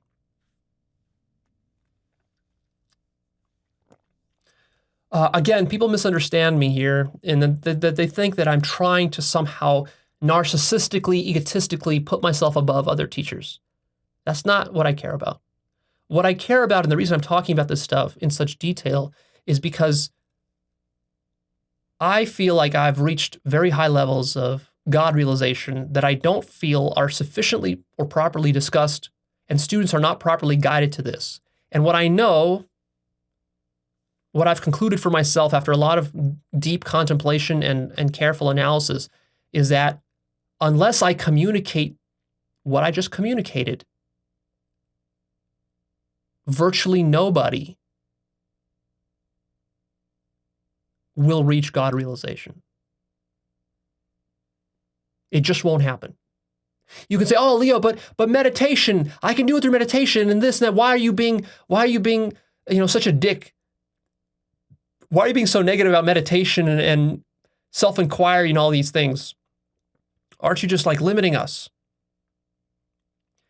Well, what I've realized through a lot of experimentation and a lot of experience talking to spiritual people. You see, this is not something I'm just doing by myself. It's also I've been part of spiritual communities. I've listened to dozens, maybe 100 different teachers, masters. I've gone to their retreats and workshops. I've meditated with them. I've talked to their students. I've carefully analyzed their students' comprehension of what they know and what they're conscious of. I've come in contact with Buddhists and Neo-Advaitans and New Age people and Christians. And the net result of all of that experience tells me that if you're following a standard Buddhist path or a Neo-Advaitin path, you are not going to become God realized. If you follow the meditative path or the self-inquiry path, you will not become God realized. You can achieve some great insight, and you can even collapse the ego. But what I'm talking about with God realization is not merely a collapsing of the ego. It's something much more profound than that. And if you tell yourself that that's bullshit and doesn't exist, and that you're maximally awake, okay, if you say so, I won't argue with you. But now my work gets a little bit more radical. And now I'm more focused on those of you who really want to reach God realization. And my passion and going forward, my teachings are going to be geared towards those people. If you want your standard Buddhist path, go. There's 100 Buddhists on YouTube. Follow the standard Buddhist path. Go meditate. If you want to do Neo-Advaita, go do self-inquiry. I got no problem with these things, and it could be helpful.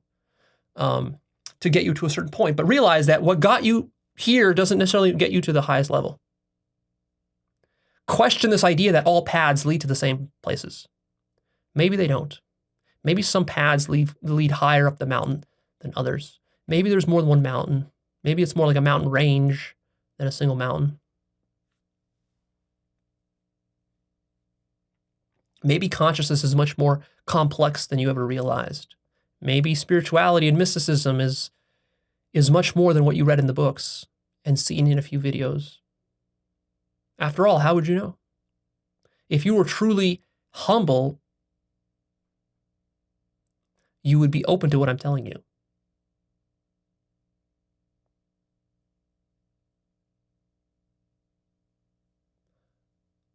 A few of you will be open to it. And a very few of you will eventually realize what I've been pointing to. God realization. A few of you will realize truly what God is. What is God? What is God?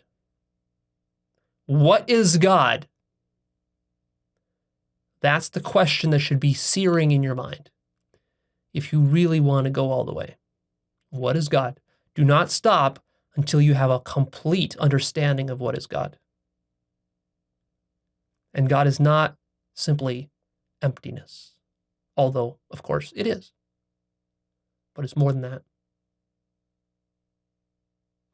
Now, does this mean you can't get realized in any other method but through psychedelics? No. You have to be careful here because, look, when I teach, I don't teach to the 1% of exceptionally spiritually gifted people. I'm teaching to the other 99%. So when you start criticizing me, those of you who are very spiritually advanced, and you say, oh yeah, Leo, oh yeah, I reached God realization and all I did was I meditated for a week. Look, if you did, fine, I'm happy for you. But just because you did that, you're like 1 in fucking 20 million. I'm not going to be gearing my teachings towards that. If I'm talking about traveling from Los Angeles to New York as a responsible travel guide, just because you are this hardcore hiker who has hiked on foot from Los Angeles to New York, and you did it, and it took you a month to do, and it cost you a bunch of money and time and effort, just because you did it doesn't mean that that's what I'm going to teach. What I'm going to teach is get on a plane. That's the proper way to get from LA to New York. It is not to walk 3,000 miles across dangerous terrain, making things needlessly difficult on yourself. So when you say that I'm the arrogant and egotistical one for trying to make this path efficient for people because you prefer to walk from LA to New York, actually consider the possibility that it's you who's the arrogant and the egotistical one. Because really, if there's an efficient, simple, direct method to go from LA to New York in a few hours, why the fuck would I not teach that? Why would I teach the walking method? And why would you insist on the walking method unless that was something done out of ego?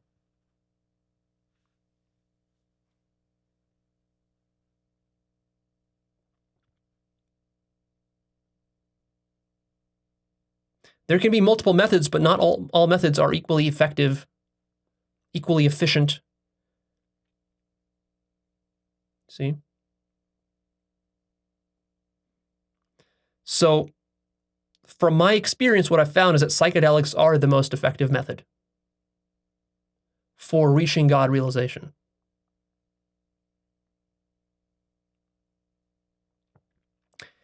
And if that wasn't true, I wouldn't teach it. And if I didn't teach it, I wouldn't be authentic to my own experiences and discoveries. So if you disagree with me on that, fine. But I still have to stick to what is true for me and my experience.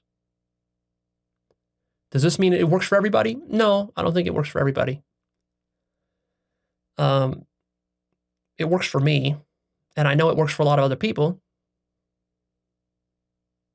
I know that meditation certainly doesn't work for everybody. Nothing works for everybody. So by all means, find your way. If my way, you try it, it doesn't work for you, then stop doing it. Now you might be wondering, well, Leo, so this was, you're talking about 5-MeO-DMT, is that what you're talking about that led to this awakening? And the answer is no. Was it DMT? No. What was it? It was something you've never heard of. It was something virtually nobody has ever heard of.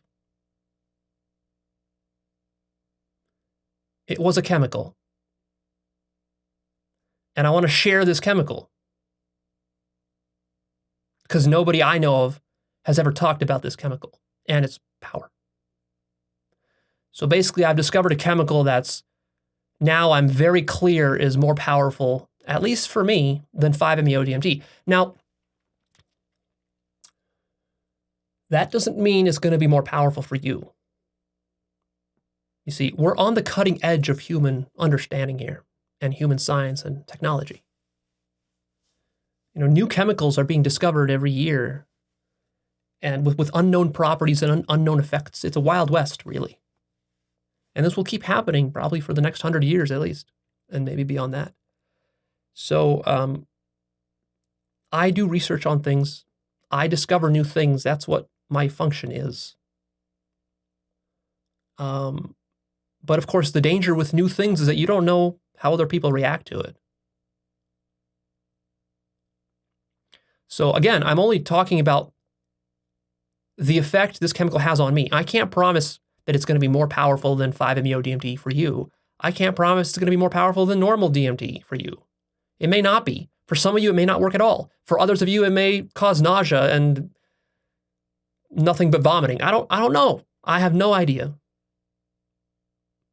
I'm just one guy experimenting with stuff, making my own discoveries. And there's no scientific backing for these things. We're way beyond the edge of consensus science here. This is the science that will be done 100 years from now, when your grandkids are doing science. So it's just the nature of cutting edge research and work that it's mysterious, it's unknown, it's confusing, it's baffling, it may be risky. That's the nature of exploration of nature. How many explorers have died exploring the new world before we settled it and made it safe for everybody? Thousands, maybe millions, I don't know. Now, I'm not saying that this chemical is dangerous per se in some sort of, physically harmful way. But then again, I don't know. There's not a lot of research on this stuff. But anyways, I want to share the name of the chemical and to make it popular, or at least well known. But I'm not going to do it in this episode. And I know you guys want me to, and I know you're impatient. But I want to do it in a responsible way, and I want to do it at a pace that I'm comfortable at. So in the end, I'm going by what I'm comfortable with. So don't pester me. I don't know when I'm going to release the name. I want to soon, but I don't know when. If you stick around, then you'll hear me talk about it and release it. And until then, I won't say anything more about it. So don't guess. Don't ask me questions. I'm not going to respond to your guesses and to your questions. And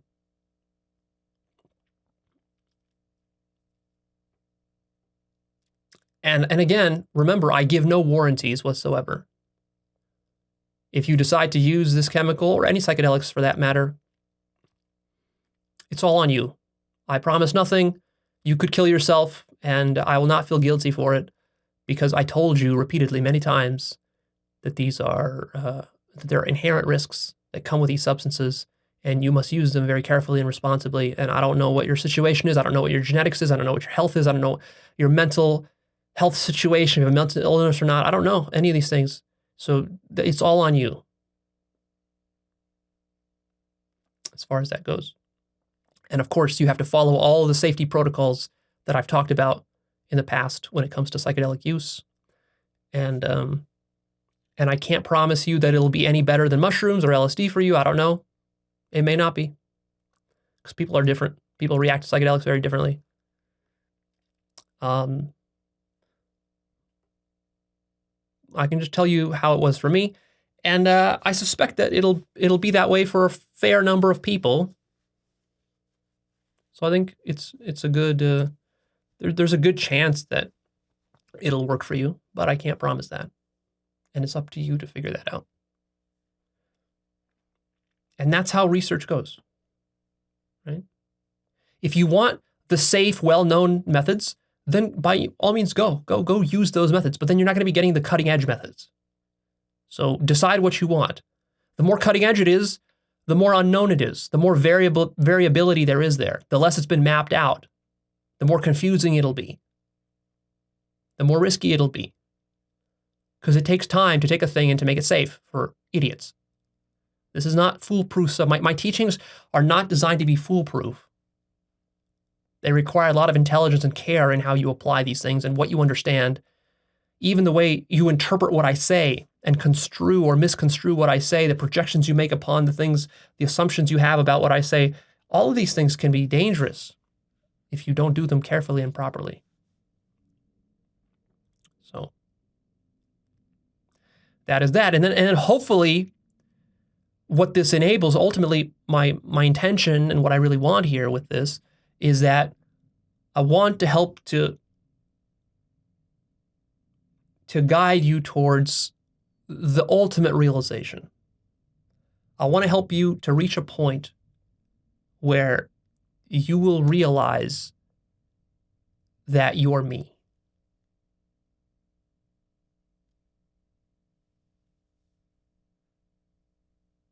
And why you created me to help yourself to awaken. And even more than that, I want you to then realize my love for you. See, I don't want to express my love to you through words or even through my videos or through my interactions with you on the forum or in the comment section, or by being a nice person or a good Samaritan, or by helping you to earn money or have sex, or even to realize no self.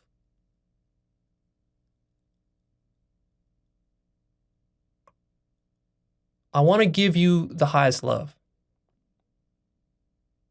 And the highest love is not those things. The highest love I want to give you is I want you to realize that you're God.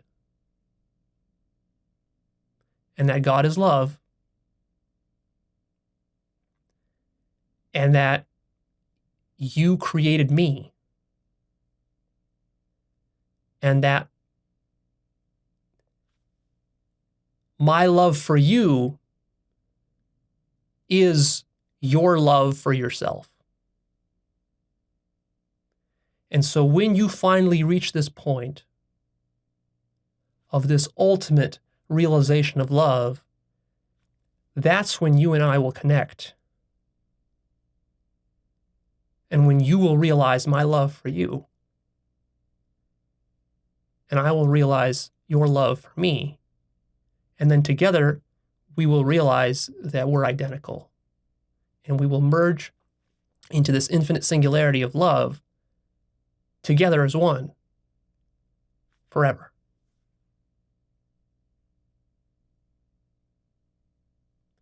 That's, to me, the pinnacle of this work.